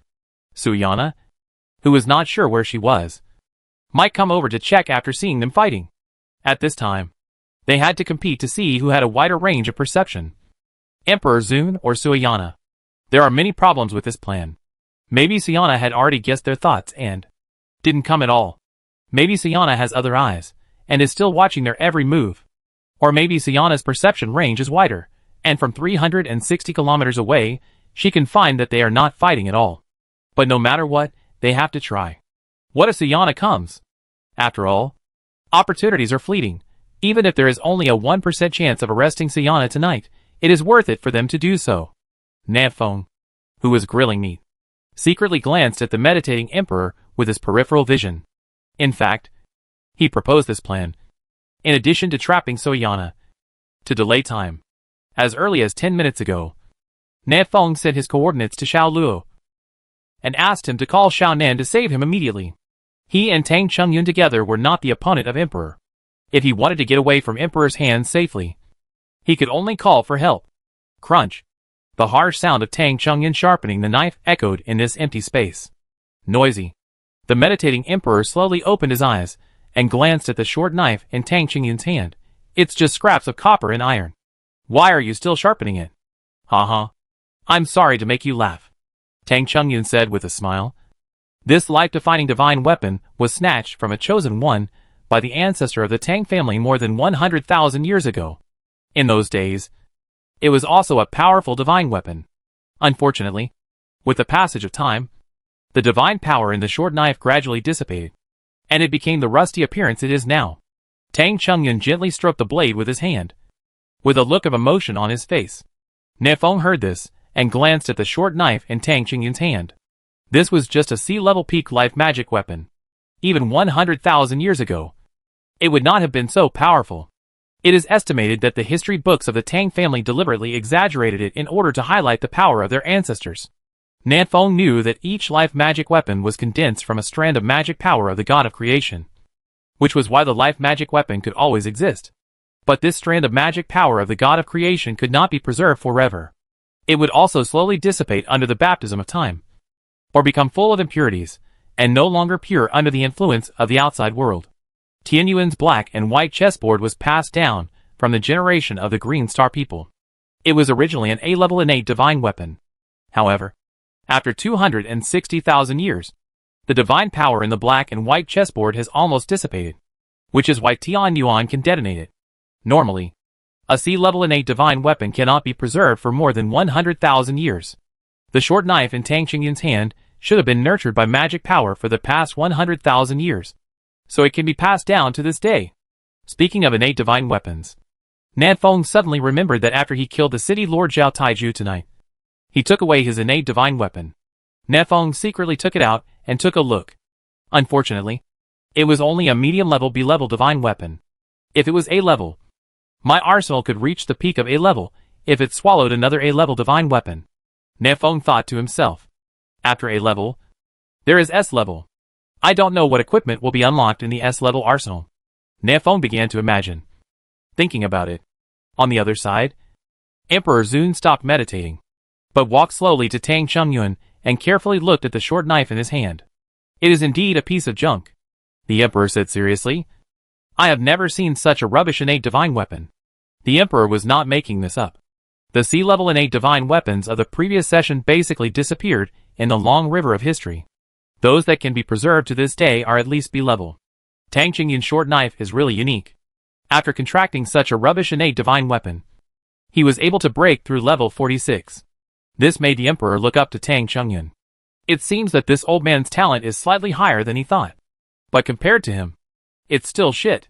Tang Chongyun's face darkened slightly, and he was a little unhappy. But he didn't say anything, and continued to sharpen the short knife in a methodical manner. It's in vain for you to sharpen it like this for 10,000 years. The Emperor shook his head and said, Let me help you. The Emperor took out the Mirror of Dreams from his sleeve. Nefeng looked over and found that he couldn't see what grade the Dream Realm was. S grade? No. It might be higher. The Emperor reached into the mirror and fumbled for a while, and then took out an extremely smooth green stone. This is the Jade Water Divine Whetstone, specially used for sharpening weapons. The Emperor casually introduced the origin of the Jade Water Divine Whetstone. 42 years ago, I killed the strongest divine weapon forger in the Wadika Empire, and absorbed this Jade Water Divine Whetstone. But it is useless to me, you can try it. This. Tang Chongyun hesitated for a moment, but still couldn't help it, picked up the short knife, and gently rubbed it on the Jade Water Divine Whetstone. Swish. Large pieces of rust were rubbed off. The short knife, which was originally rusty, sparkled with cold light again. Tang Chongyun was shocked. He felt that his old friend was stronger than ever before. Thank you, Emperor. Tang Chongyun thanked Emperor sincerely. No matter what his position was. No matter whether he would eventually become an enemy of Emperor. At least in this matter, he really wanted to thank Emperor. Emperor smiled slightly, and he felt that the magic power in his body had been refined a little more. The people's will. Emperor patted Tang Chongyun's shoulder gently, and said with a smile, No need to thank me. Tang Chongyun, you must remember that no matter when and where, you are a person from the primitive world, and you cannot change.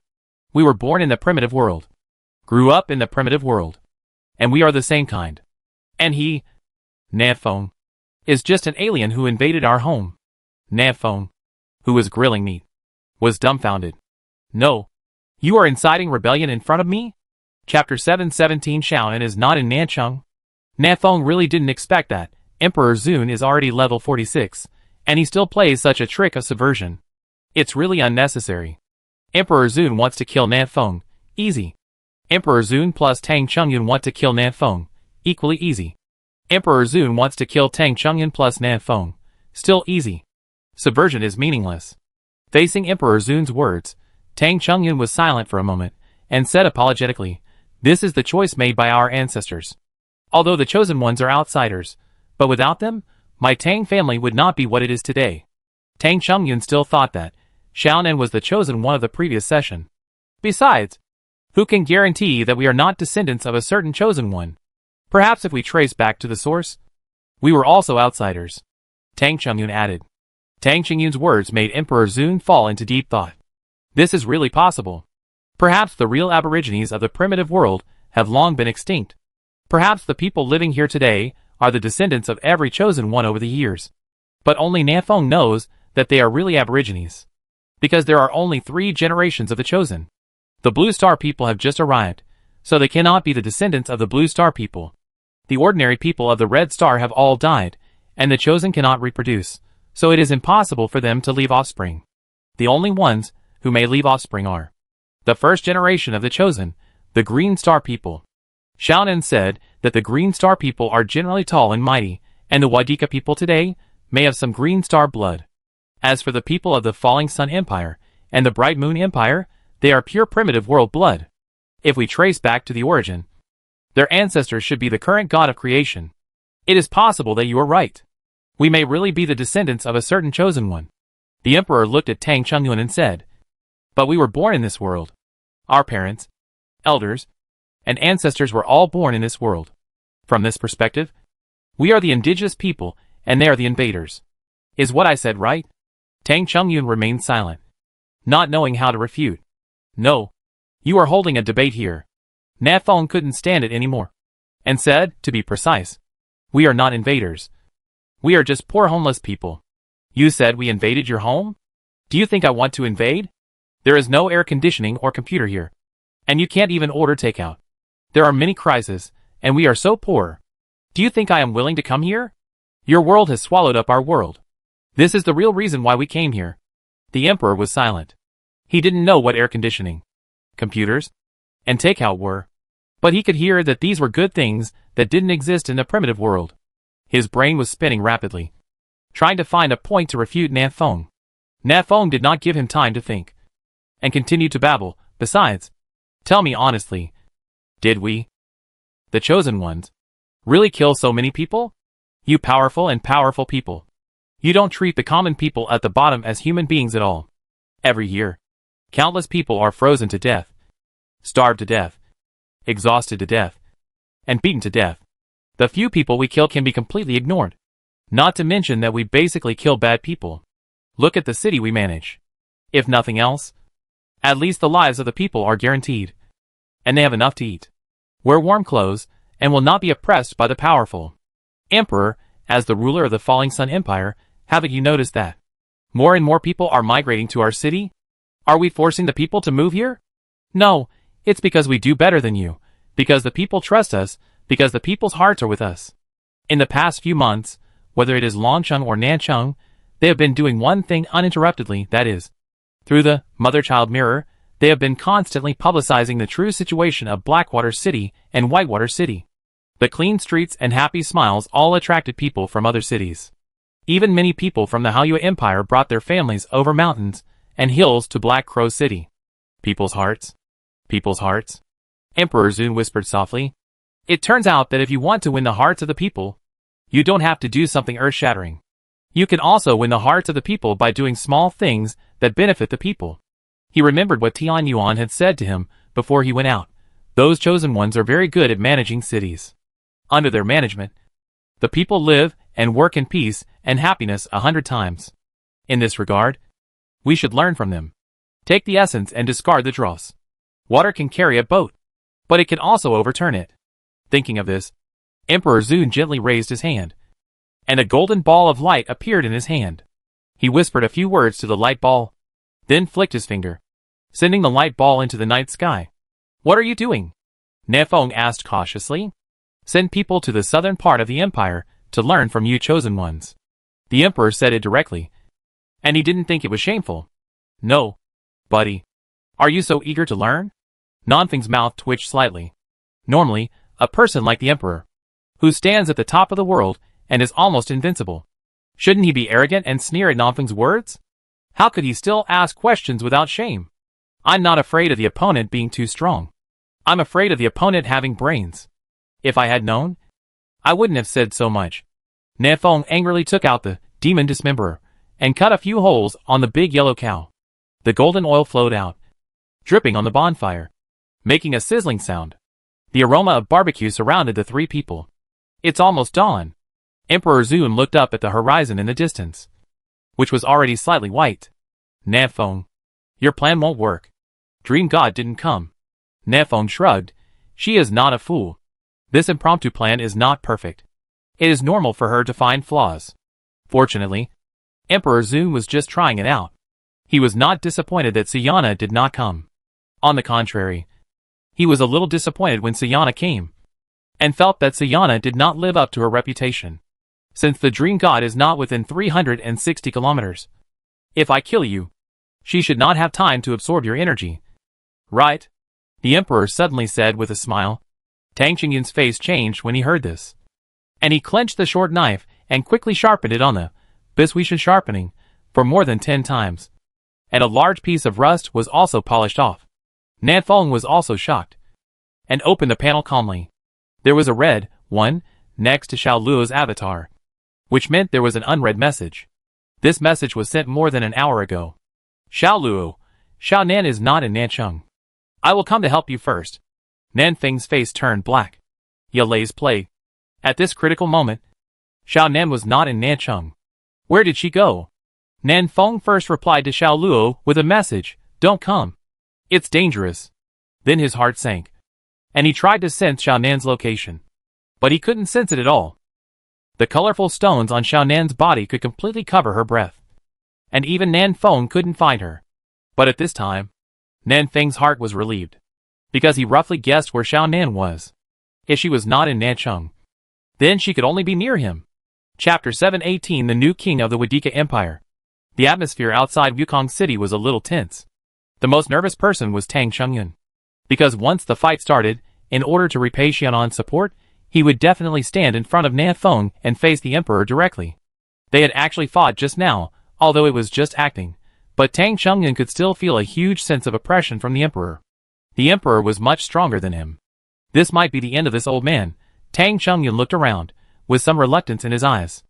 After breaking through level 46, Tang Qingyun's lifespan increased by more than 3,000 years. He thought he could protect the Tang family for another 3,000 years. But unfortunately, plans could not keep up with changes. He was about to die at the hands of the Emperor. I only hope that Master Xiaonan can protect our Tang family and make it everlasting. Tang Qingyun thought so in his heart. Tang Qingyun, don't be nervous. The Emperor patted Tang Qingyun on the shoulder and chuckled. You are also a citizen of my fallen Sun Empire. I will not kill you. The Emperor figured it out. His power comes from the people. The more people believe in, worship, and admire him, the stronger he will be. Killing Tang Qingyun, at most, can only absorb his life-defining divine weapon that is like a scrap of copper and iron, which is far less useful than keeping Tang Qingyun. The recognition of a 46th-level strongman is far more than the worship of millions, even tens of millions of ordinary people. Therefore, the Emperor will not kill Tang Qingyun. After hearing the Emperor's words, Tang Qingyun was slightly stunned, and he didn't understand why the Emperor didn't kill him. But he still stood in front of the Emperor and said respectfully, Emperor, the purpose of my trip is to protect Lord Nanfeng. If you insist on killing him, please step over my body. The Emperor snorted coldly, if you don't accept the toast, you will be punished. I am not such a good person. Tang Qingyun said no more, but stood in front of the Emperor without being humble or arrogant, ready to take action at any time. The Emperor's eyes passed by Tang Qingyun and fell on Nanfeng. A trace of doubt flashed through his mind. This kid who was grilling meat was so nervous just now. Why did he relax suddenly? Did he really think that Tang Qingyun could stop me? Or did he have other tricks? At this moment, Nanfeng pulled gently and tore off the hind legs of the big yellow cow. Don't kill each other all the time. Isn't our enemy the Dream God? Nanfeng took a bite of the sizzling beef leg and said vaguely, Come! Come and eat something. My Nan's cooking skills are top-notch. Neither the Emperor nor Tang Chungyun moved. Na Feng could only invite him again. Come on. If you don't come, I'll eat it all. Emperor Zun and Tang Chungyun still didn't move. Na Feng had no choice but to use his trump card. I guess where the dream god might be. Oh! This sentence aroused Emperor Zun's interest. He flashed, bypassed Tang Chungyun, and sat down next to Na Feng. If your guess makes sense, I can let you go today. Tang Chungyun's forehead was sweating. He saw Emperor Zun speak clearly, but he couldn't keep up at all. Given this difference in strength, the Emperor could have killed Na Feng right in front of him, laughed 3 times and left in style. It's impossible to save him. Na Feng, on the other hand, looked calm and composed. Even though the Emperor was right beside him, he was not panicked at all. He gnawed on the ox leg, looked into the Emperor's eyes, and said his guess, I've been wondering, why did the dream goddess send you a dream to lead you to kill us? Perhaps her original intention was not to let us kill each other, but to make you appear in her sight. Now, only you can defeat her and kill her. If you keep hiding in the dark, she will be timid and dare not act rashly. But, once you appear in her sight, she can do what she wants with confidence. The Emperor heard this, thought for a moment, and felt that what Na Feng said was not unreasonable. So, what does she want to do most now? The Emperor asked. Na Feng slowly raised his head and looked at the sky. The night was about to pass, and the sky gradually turned white. The full moon that was originally hanging high in the sky was about to disappear. What she wants to do most is, of course, to improve her strength and absorb the power of others. Na Feng said calmly. Level 45 strongmen are rare, and those who can catch her eye are even rarer. The Moon Emperor of the Haoyue Empire may be one of them. Tang Chungyun understood what Na Feng meant, and his face froze. You mean? The Dream God went to kill the Moon Emperor? She wants to absorb the power of the Moon Emperor? Na Feng nodded. It is very likely. The Emperor pondered for a moment, shook his head and said, No. This is the Haoyue Empire, and I only need 100 breaths to reach the Moon God Palace. It is impossible for her to kill the Moon Emperor under my nose. Na Feng sneered. How is it impossible? Do you know Soya Na or do I know Soya Na? Emperor also sneered. I have watched her life in the mirror of dreams. Who do you think knows her better? Okay. Excuse me. Na Feng made a gesture of invitation. Since you said she can't kill the Moon Emperor, then where will she go? Emperor stood up, put his hands behind his back, looked far to the north. She will stay away from me, go to the distant Wadika Empire, hunt the king of Wadika. That afternoon, a heavy news spread throughout the primitive world through the mother-child mirror. The king of Wadika, who had ruled the Wadika Empire for 364 years, died suddenly.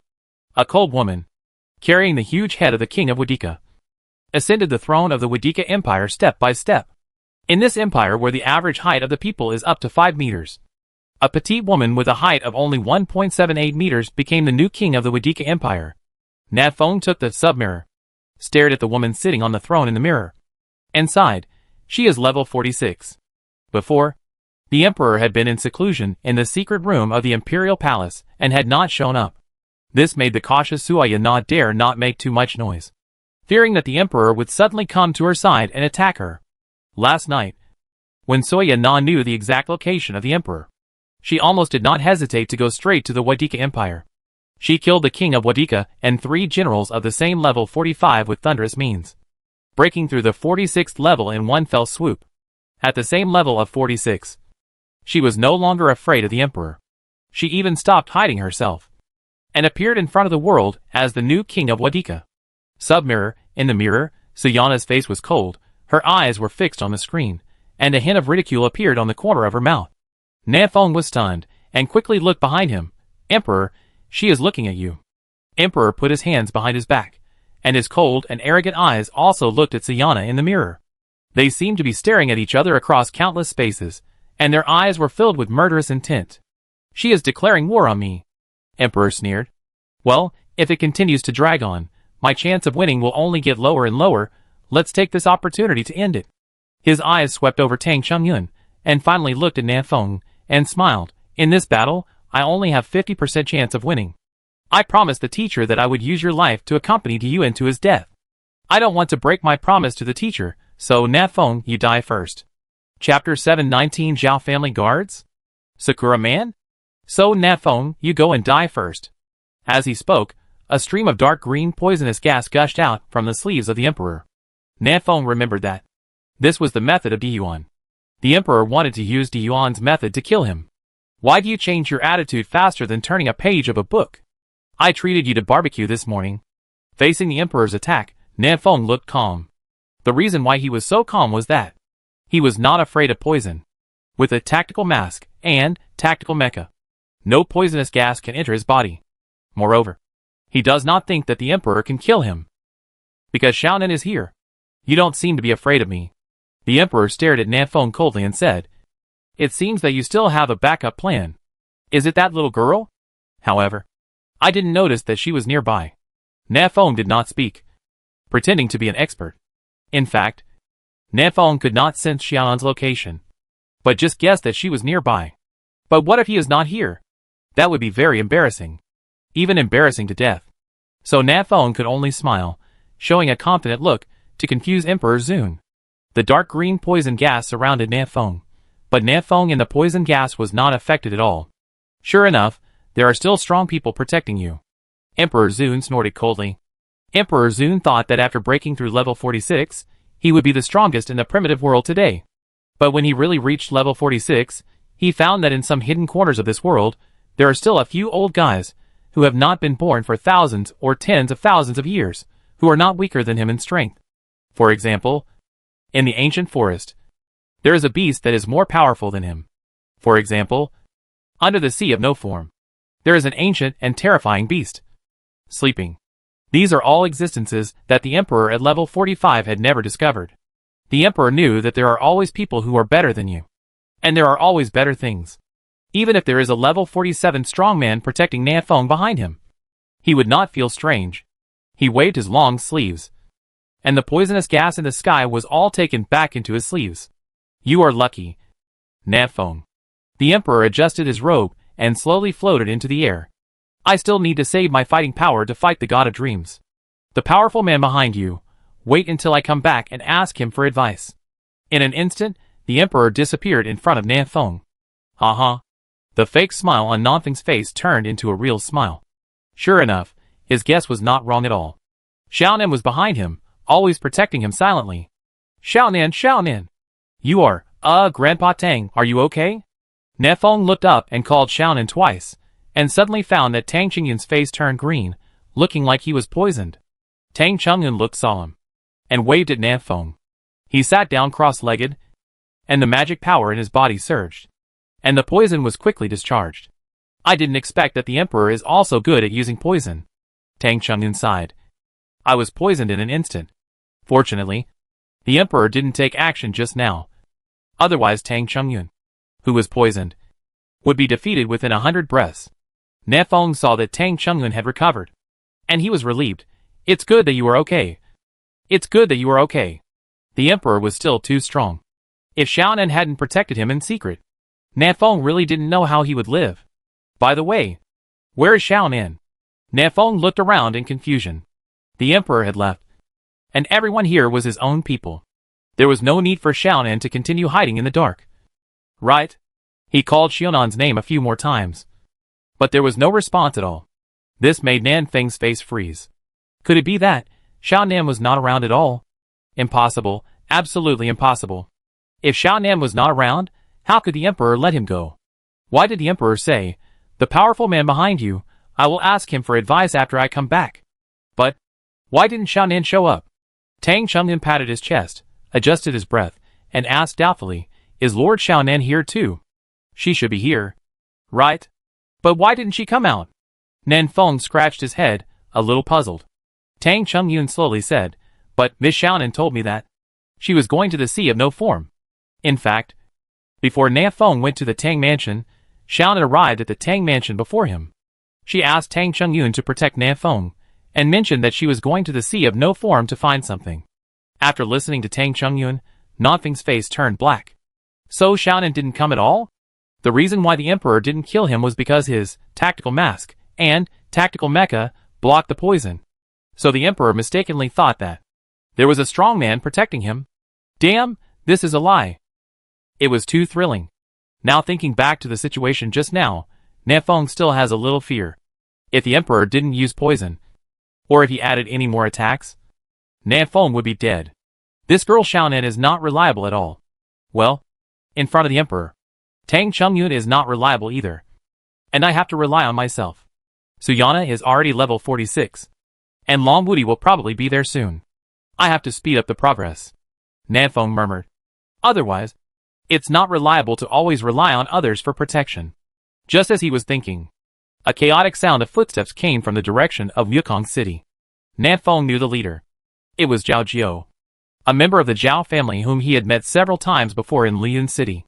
You destroyed the bell tower outside the city and killed Zhao Taiju? Zhao Jiao's voice reached Nanfeng's ears even though they were still 1,800 meters away. You dare to bully the Zhao family. You are looking for death. He did not recognize Nanfeng after his transformation and killed him directly. Ruthless iron hand. Zhao Jiao roared, grabbing Nanfeng's neck with his iron claws. Nanfeng was a little helpless. No. Why are people nowadays so violent and want to kill people at every turn? Boom! Nanfeng did not tolerate it, and threw a grenade that exploded in front of him. While the smoke was all over the sky, Nanfeng came to Zhao Jiao with his dragon-like steps and grabbed his wrist. Brother. It's me. I'm Lu Xiaobu. Do you still remember me? Lu Xiaobu?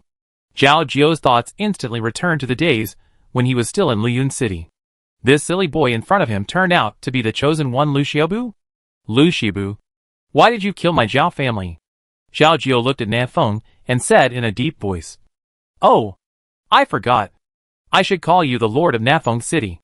After all, the Zhao family is also a big family, and its intelligence capabilities are not weak.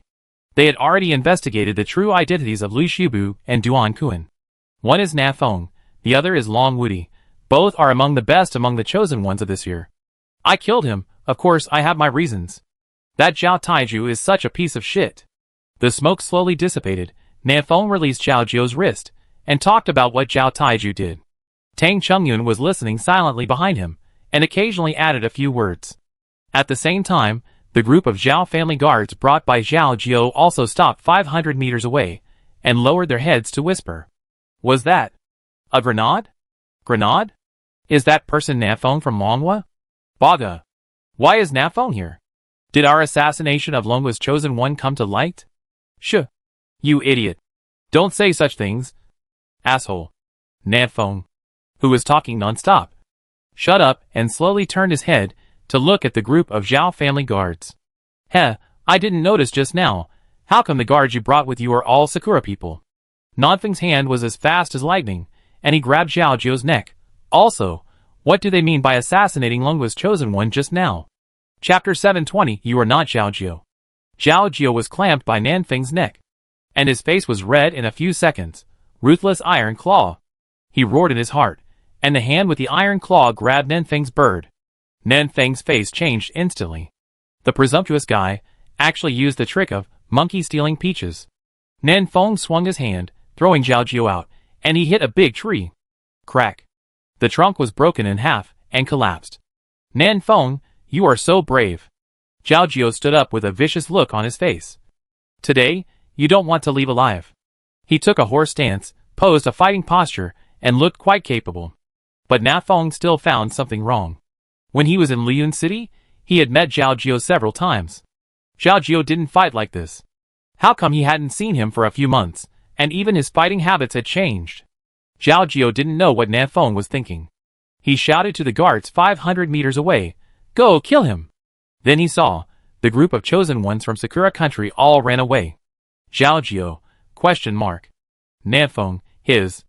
Little fool, you don't know how powerful I am. Nan? The strongest? Chosen one of this session is kidding you? Do these little Sakura kids dare to fight me? Zhao Jiao's face turned pale, and he cursed. A bunch of useless things. The master is better off raising a dog than raising you guys. So scolding. Nanfeng couldn't help but applaud Zhao Jiao, and then said seriously, "You are not Zhao Jiao." This sentence is not a rhetorical question, but a statement. Zhao Jiao's face froze when he heard this.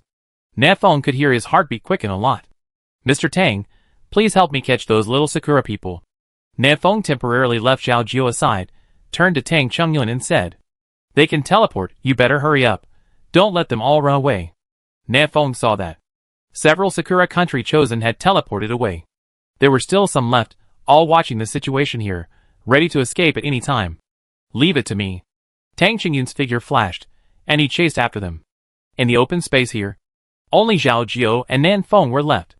Nanfeng stared at Zhao Jiao seriously, carefully looked at him from head to toe for several times, and exclaimed, "Exactly the same. You look exactly like Zhao Jiao. But I can be sure that you are not Zhao Jiao." Although the guy in front of him, whether in height, appearance, voice, or life-defining magic weapon, is exactly the same as the Zhao Jiao in Nanfeng's impression. But Nanfeng still believes in his judgment that the man in front of him is definitely not Zhao Jiao. "Who are you?" Nanfeng asked. "I'm your father," Zhao Jiao roared, and rushed towards Nanfeng. His iron claws were aimed at Nanfeng's neck. Nanfeng sneered. "Are you too arrogant? Or do you have insufficient information?" The figure in front of Zhao Jiao flashed, and Nanfeng disappeared.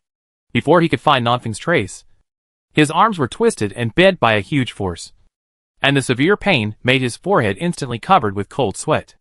"Ah!" Zhao Jiao groaned. Boom!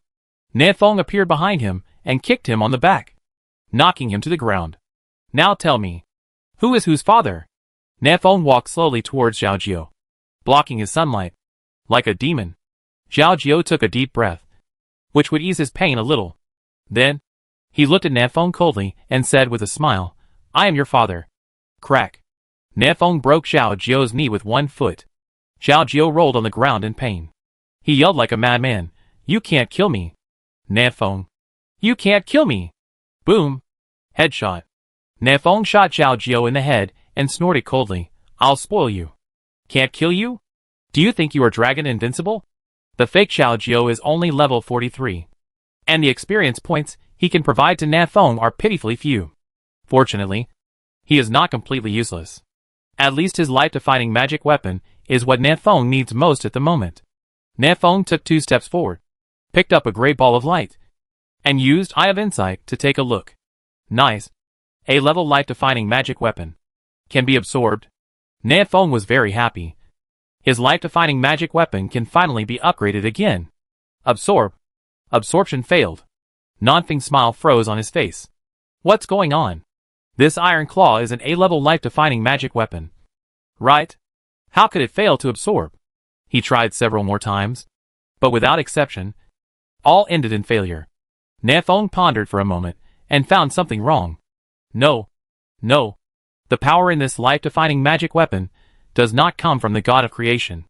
All the life-defining magic weapons of the chosen ones are condensed from a strand of magic power of the god of creation. These life-defining magic weapons are originally from the same root, so they can devour each other. But the iron claw in Nanfeng's hand, the power contained in it, is different from his life-defining magic weapon. This is a counterfeit life-defining magic weapon. Suyana? Nanfeng thought of Suyana first. In this world, she is the only one who can imitate the innate divine weapon. Right? Why did she imitate an innate divine weapon for Zhao Jiao? Is this rookie worth training? Nanfeng pondered for a long time, but could not figure it out. So he could only give up for the time being. He had to deal with a group of Sakura country chosen ones first. Emperor Zoom was flying in the endless desert. This large desert is called the Agassi Desert, located between the Haoyue Empire and the Wadika Empire, and is very desolate. Most of the caravans traveling between the two countries would not choose to pass through the Agassi Desert, although this route is the shortest. They will make a big detour, first passing through Luyun City at the junction of the 3 countries, and then heading to the destination from Luyun City. Because the Agassi Desert is too dangerous. There are all kinds of terrifying beasts under the sand, and there is a lack of food and water here, and no caravan is willing to take the risk. However, these dangers are not dangers to Emperor Zoom. Food? Water? He doesn't need it. He can fly across this large desert in an hour or so. And he doesn't need to eat now. He can survive by absorbing magic power. As for the creatures in the desert, they are not dangerous at all. Could there be a creature above level 46, stronger than the Emperor, in this desert? Yes. The Emperor's eyes narrowed slightly, looking at the endless desert below. There was a little girl who looked only about 10 years old, squatting on the ground, seriously building a castle with sand. She was out of place in this dangerous desert. Have you chased me here? The emperor snorted coldly, and quickly descended from the air, landing in front of the little girl. If I remember correctly, your name is Xiaonan. Right? The emperor spoke first. Who are you? I cannot see through your strength. Xiaonan raised her head, blinked her bright eyes, and stared at the emperor for 2 seconds. Just when she was about to speak, the emperor spoke again. You? Not from this world. Chapter 721. I'm here to save you. You are not from this world, the emperor said calmly. Where are you from? Faced with the emperor's question, Xiaonan tilted her head and replied nonchalantly, I don't remember. As for the things before coming to this world, she had no memory at all. You are very special. The emperor closed his eyes and began to daydream. He dreamed of the primitive world 100 years ago, and he looked for Xiaonan's trace in the dream world. Unfortunately, in the primitive world 100 years ago, there was no Xiaonan. He continued to dream. In the dream world, time was going backwards. 1,000 years ago, 10,000 years ago, 100,000 years ago, 200,000 years ago. The longer the time went, the more broken the dream world became. He could only dream of some broken pictures. In these pictures, he found some clues. You come from the distant ancient times. Emperor Zun opened his eyes and exhaled a little. This big dream consumed a lot of his energy. If he hadn't seen that Xiaonan had no ill intentions, he would never have dreamed at this moment. Unfortunately, the time is too long. Everything in the dream is like the moon in the mirror, and the flowers in the water. I can't see it clearly. From his long sleeves, the mirror of dreams slowly flew out. The emperor looked at Xiaonan and said calmly, Follow me into the dream. I can help you recall the past. He was very curious. Where did Xiaonan come from? He knew that there must be other worlds outside the original world. But where are the other worlds? How to get there? What is there in the world outside the world? Perhaps he can find the answers to these questions from Xiaonan today. Regarding Emperor Zun's proposal, Xiaonan shook her head, indicating that she was not interested, and continued to build a castle with sand. Why? Don't you want to know where you come from? Emperor Zun was puzzled. Yes. Xiaonan's voice was innocent. But I have my own way. I don't need your help. Xiaonan only needs to absorb all the power in the 9 stones. Return to the peak, and she will naturally remember everything, including her origins. It's not that she can't find her memory, but she doesn't want to find her memory now. Okay. The emperor took back the mirror of dreams with some disappointment and said, Why did you come to see me? Finally, he got to the point. Xiaonan stood up and shook off the sand in his hand. I'm here to save you. You? Save me? The emperor was slightly stunned. Xiaonan nodded seriously. Since you didn't kill Xiao Tang, I can save your life. The emperor sneered, put his hands behind his back, and said confidently, No one in this world can kill me. Not even the dream god. At least not now. I know that after you die, your soul will instantly transfer to your external body and continue to live in that body. Xiaonan directly revealed the emperor's little secret. But believe me, Suya Na has a way to trap your soul. You can't get away. The confidence on the emperor's face gradually disappeared, replaced by a look of surprise. How do you know the secret of my emperor's skills? The emperor's skills? This is the skills that your emperor's family stole from someone else's home. Right? Back then, Suya Na made a name for herself with her extremely powerful mental power. The strong mental power gave her an extremely tenacious soul. Even if her body was destroyed, her soul could still condense and not disperse. And she would not die. In the later stage, she could even abandon her body directly, survive only with her soul, and wander in other people's dreams. It can be said that all the skills related to the soul in the primitive world, such as reincarnation, soul leaving the body, etc., are from Suya Na, including the skills practiced by the emperor. He wanted to be reborn in front of Suya Na. How could it be possible? I advise you not to go to Suya Na now. You probably won't listen. Xiaonan ignored the emperor's doubts and said to himself, Your decision is not wrong. Now is the time when the gap between you two is the smallest. Even in terms of hard power, you are stronger than her. If you delay any further, she will catch up with you quickly, and then surpass you. At that time, you will have no chance of winning. The emperor said in a deep voice, Since my hard power is stronger than the dream god, why do you say you want to save my life? Xiaonan spread his hands. Have you never challenged a higher level? In my opinion, even if Soyana is not as strong as you, she can still beat you. Oh! By the way, the gap between you is less than 1 level. The Emperor sneered. According to you, I will definitely die on this trip. I am here to save you, Xiaonan said, opening his mouth and spitting out 8 colorful stones. As he approached the Emperor, he muttered, You can't die so quickly. Otherwise, I won't be able to catch up with you at all. Swish, swish, swish. 8 stones flew out of his hand and surrounded the Emperor. At this moment, the Emperor felt that Xiaonan's breath was extremely terrifying.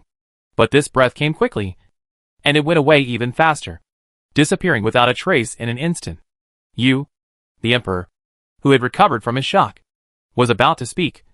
But when he saw the scenery in front of him, he was stunned. Stars dotted in front of him. There was a starry sky in front of him.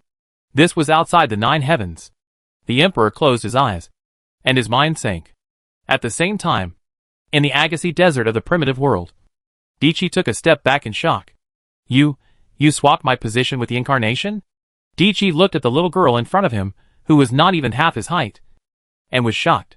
You know, this avatar flew for several months before it flew to the huge corpse outside the 9th heaven. But the little girl caught the avatar in just a blink of an eye, and sent his real body up. What kind of terrifying power is this? Xiaonan took back the colorful stones and said, Okay, you can use this avatar to find Suyana. It doesn't matter if you lose. I'm going to play at the beach. Goodbye. After saying that, without waiting for the Emperor to reply, Xiaonan jumped away. She just jumped casually, and was dozens of kilometers away, and soon disappeared from the Emperor's sight. The Emperor looked at the direction where Xiaonan went away, and stood there motionless, and didn't know what he was thinking. The Haoyu Empire, there is no empty city. The 26 chosen ones of the Sakura country were tied up, and hung on the tree and cursed. Baga, damn dragon country people, put us down quickly. Nefeng, we have no grudges against you. Why do you hang us up? Master Sakura Yuta will be here soon. I advise you to let us go quickly, and we can let bygones be bygones. Under the tree, Nefeng was carelessly trimming his nails, and when the group of little Sakura chattered enough and stopped talking, he stood up. I just heard that you are assassinating the chosen one of Dragon Nation. Tell me what's going on. Nefeng asked bluntly. Nothing. Impossible. You heard it wrong. Bakayaro. A man can be killed but not humiliated. If you slander me again, I will commit seppuku. Nefeng pulled out the demon dismemberer and sneered. Seppuku is boring. I will help you cut off your little dick. Seeing this, the Sakura man hanging on the tree instantly clamped his legs together and shuddered. Look! Someone is coming! One of the Sakura people shouted happily. It must be Master Sakura Yuto. Nefeng turned around and looked up. The person was still far away from here. The chosen one of the Sakura country could only see a black shadow. But Nefeng could see the other person's eyes. The 4 looked at each other. Nefeng lightly tapped the tactical headset and said, Xiao Luo, why are you here? Chapter 722 Huang Yuanming's War of Words with the Animals. Xiao Luo came to Nefeng like a ghost. Grandpa Tang. He nodded and greeted Tang Chengyan next to him, then looked at Nefeng. Didn't you say that the Emperor wanted to kill you? I'm here to save you. The Emperor has already left. Nefeng scratched his head. No.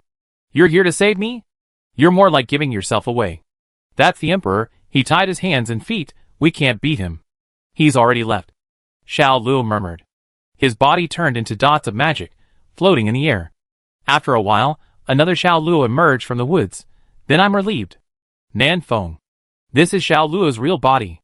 Seeing Nanfeng's face turn black, Xiao Luo hurriedly explained, After all, the other party is the Emperor. Of course, I have to let the clone come to investigate the situation first. I can't come here to die in vain. Right? That's right. Only by being cautious can you live long. Xiao Luo is right to do so. By the way, what's the matter with these people? Xiao Luo's eyes looked at the 26 Sakura country chosen ones hanging on the tree. Are they Sakura people? No wonder. Nanfeng was puzzled. No wonder what? Xiao Luo said calmly. No wonder in the cross-world chat channel, a group of Sakura people are scolding you hard. Oh! There is such a thing? Nanfeng raised his wrist slightly, and took a look at the tactical watch. I don't know when it started. The presence of this tactical watch has become less and less. Unless there is something particularly important. He will remember to use the tactical watch to communicate with others. Most of the time, he will subconsciously ignore the existence of the tactical watch. What's going on? Nanfeng pondered. Opened the panel and entered the cross-world chat channel. As soon as he came in, he saw Huang Yuanming making up a jingle. Huang Yuanming, Sakura dog. Barking. Your mother was shocked when she heard it. Sakura Taro, Bakire. Sakura Yudo, why doesn't Nanfeng speak out? Is he a coward? You dragon people are all cowards. Huang Yuanming, compared to cowards, who can be better than you Sakura dogs? If I remember correctly, you were beaten up by the guys in Dragon City last time, and you didn't dare to say a word in the chat channel for more than half a month. You are really cowards. Shibatani Miki, sir, please speak properly. Our great Sakura Empire is full of warriors. There are no cowards. Huang Yuanming, you are cowards, just cowards Lululu. Sakura Taro, Baka. You bastard. Huang Yuanming, why are you barking like a dog? Come and hit me if you can. Good fellow, you are a group of animals. Huang Yuanming is awesome, breaking voice. Nanfeng also sent a message at this time. Nanfeng, everyone, do you know any Dragon Country chosen ones who have died inexplicably recently?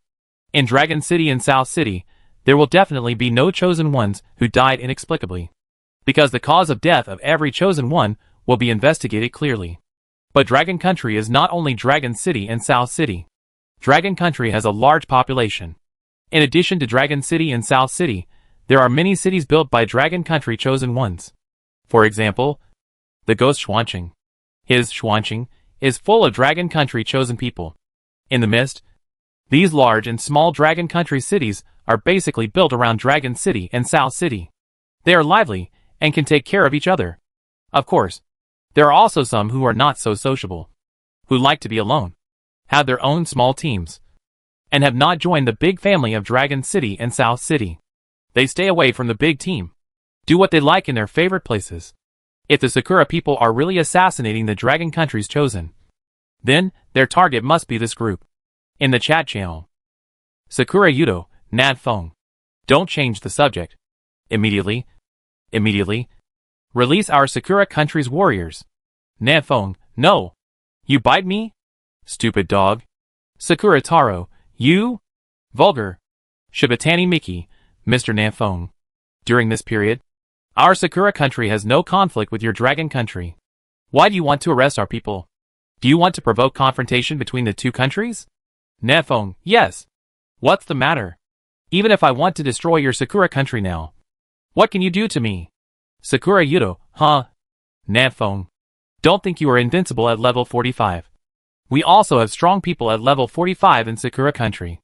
Nanfeng's eyes lit up. Where is it? Pull it out quickly. I'm just short of experience. The group of Sakura people instantly shut their mouths and stopped talking. Dragon Country already has 3 level 45 experts. Apart from Nanfeng, Long Woody, and Xiao Luo are not easy to mess with.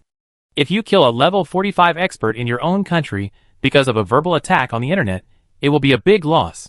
The chat channel was quiet for a few seconds, and a Dragon Country chosen one sent a message.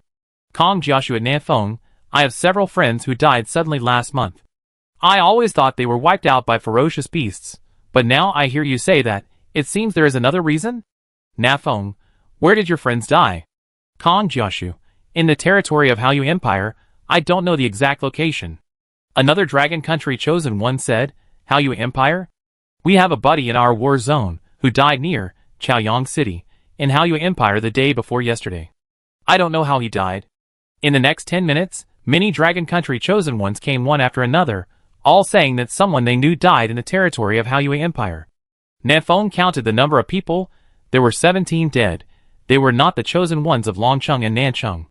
With a huge population of Longhua, these 17 people were pitifully few, but Nanfeng's face still darkened. As expected, these 17 dead chosen ones of Longhua were killed by the chosen ones of Sakura Country in front of him. Nanfeng picked up a slender branch from the ground, and whipped the 26 Sakura people hanging on the tree fiercely. Snap! Snap! They were like spinning tops, being whipped and spinning continuously. Nanfeng didn't say anything, just kept whipping, whipping, whipping until their skin was torn. Blood was dripping, and they screamed in pain. Stop it! Stop it! I'm going to die if you hit me again. It hurts so much. To me? The chosen one of the Sakura countries screamed in pain. Xiao Luo asked. What are you doing? Nanfeng replied coldly. Extorting a confession through torture. Xiao Luo, then why do you only torture? Not extract a confession? Well, Nanfeng stopped whipping, with a cold smile on his face, looking at the Sakura man hanging on the tree. Actually, I don't really want to ask, because I already know the answer. But I still give you a chance to live. Tell me, are you secretly killing the chosen one of the dragon country? I'll only ask this once. And you only have one chance to answer. If you want to live, it depends on whether your answer satisfies me. Chapter 723 Collaborating with Alien Races, Harming Compatriots. The chosen ones of Sakura country are not tough at all. Under Nanfeng's repeated blows, they can clearly see that their health points are constantly decreasing. If you hit me twice more, I will die. One of the chosen ones of Sakura country cannot bear this kind of psychological pressure and screamed heartbreakingly, I will tell you. Nanfeng smiled and give Xiao Luo a look. Xiao Luo understood, cut off the vines wrapped around the Sakura man with a knife, and took him to a distance for individual interrogation. Mumble. On the tree, a Sakura woman spat out the blood foam in her mouth, and murmured, Dahui Jun, why did you betray us? Another Sakura person gritted his teeth and shouted, Dahui Jun. You can't say it. Heroes can't escape from the battlefield. Dahui Jun. There was also a Sakura person who had been beaten unconscious, and kept muttering, It's useless. It's useless to do anything now. This devil will not let us go. The eyes of this group of Sakura country's chosen ones all looked at Xiao Luo and Dahui Jun. They were waiting for Dahui Jun to explain everything clearly, and then beheaded by Xiao Luo.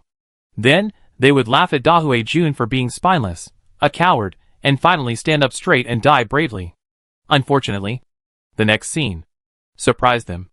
After a short interrogation, Xiao Luo gave Dahui Jun a few qi and blood fruits. After eating, Dahui Jun stood up with full energy and nodded to Xiao Luo. Hi. Waga and I Mashida. Daijiobu no CNEI. After saying that, he took out the teleportation array and teleported away in front of everyone. The group of cherry blossom people hanging on the tree collapsed instantly. Are you really letting them go? I've got the answer. Nanfeng had a sinister smile on his face, and slowly walked towards the remaining Sakura people. Now you should die. No! Don't kill me, I have something to say.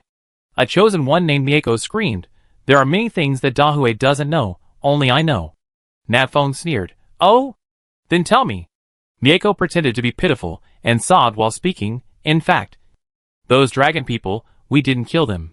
Someone nearby answered in order to save his life. It was the Zhao family. They were all killed by the Zhao family's strong men. That's right, the Zhao family killed them for their own divine weapons. We were being used. These Sakura people talked one after another, and Nanfeng gradually understood the whole story. This matter dates back to a few months ago, when Nanfeng was still Lu Xiaobu in Luyun City. At that time, the head of the Zhao family, under the name of Harmonious Coexistence, Win-Win Cooperation, invited all the chosen ones to visit the Zhao family, including Archie, Sakura Taro, Amos and others, were invited to the Zhao family. But they didn't know that the Zhao family just wanted to trick them into the house and kill them, and had no intention of cooperating at all. Archie was the worst. When he was in Luyun City, he was knocked unconscious by Zhao Jiao and given to the brothers Tian Yuan and Yuan. Later, Nanfeng and Long Wudi went outside the city to rescue him. It was also at that time that Nanfeng killed Yuan and formed an irreconcilable blood feud with Emperor Zun. Father Amos was more cautious. When he realized something was wrong, he abandoned his men and fled from the Zhao family. But Sakura Taro was not so lucky. He was pressed into the mud by the head of the Zhao family and tortured for several days. In order to save his life, Sakura Taro was forced to cooperate with the Zhao family. At the beginning, they just helped the Zhao family to get information and told the Zhao family where there were chosen ones. The Zhao family would send their own strong men to kill them. During that time, the conflict between the chosen ones and the natives was fierce. People died at the hands of the natives every day, so no one noticed anything wrong. The head of the Zhao family understood the principle of slow and steady progress. For every chosen one killed, he would give Sakura Taro a lot of rewards. Gradually, driven by the interests, Sakura Taro became willing to work for the Zhao family. Recently, in order to gain more benefits, Sakura Taro even fabricated all kinds of false information to trick those chosen ones who liked to be alone. Just like the head of the Zhao family tricked him in the beginning. Many chosen ones died in the hands of the Zhao family, and the 17 people from Longwu only accounted for a very small part of them. Most of the dead were chosen ones from the Asen Kingdom, the Bang Bang Kingdom, the Monkey Kingdom, and other small countries. But those small countries did not have the ability to conduct in-depth investigations. Even if they noticed that their compatriots died in a strange way, they could do nothing. Because once they entered the Haoyue Empire and the Zhao family's sphere of influence, it would mean that they would die. Fortunately, Nefeng came this time and discovered this secret. Otherwise, there would be more chosen ones who would die at the hands of the Zhao family. You are really good, colluding with foreign races and killing compatriots, Nefeng said in a cold tone. Xiao Luo said, don't, the Sakura people are not our compatriots. Nefeng nodded, yes, after all, they are beasts, and it's not too much for them to do anything unscrupulous. After that, Nefeng swung the branch in his hand and beat one of them to pieces on the spot. What? Damn dragon people, you don't keep your word. Didn't you say you would let us go? With a snap, Nefeng beat another one to death. Let you go? I never said that. Snap! Snap! Snap! Every time a sound sounded, it meant that a Sakura person's life was taken away. Mieko cried so hard that her face was covered with snot and tears. She watched Nefeng getting closer and closer, and she couldn't help shivering. Snap! Another crisp sound rang in Mieko's ears. The fat man next to her was also beaten to death by Nefeng. It was her turn next. But a glimmer of light flashed in Mieko's eyes, because she saw that the branch in Nefeng's hand was broken. Really? It broke after just a short while. Nefeng lowered his head and searched the ground for a while, and found a stronger branch, changed to a thicker one. The light in Mieko's eyes disappeared. No! Why do you want to kill me? Under the shadow of death, Mei Huizi screamed. You said I colluded with aliens and killed my compatriots. Then didn't he also colluded with aliens and killed my compatriots? What's the difference between him and us? Mei Huizi's eyes were fixed on Tang Chengyun. Tang Chengyun's face gradually darkened. He had heard this sentence many times. The emperor said that he colluded with aliens. The younger generation in the family also secretly said that he colluded with aliens. Even the alien in front of him said that he colluded with aliens. He chose to stand on the side of the chosen one. Is it really wrong? Mr. Tang is different from you, Nefeng said calmly. Indeed, to him, we Blue Star people are aliens. But he will not put his compatriots in danger like you do. And I will not kill innocent people like the Zhao family.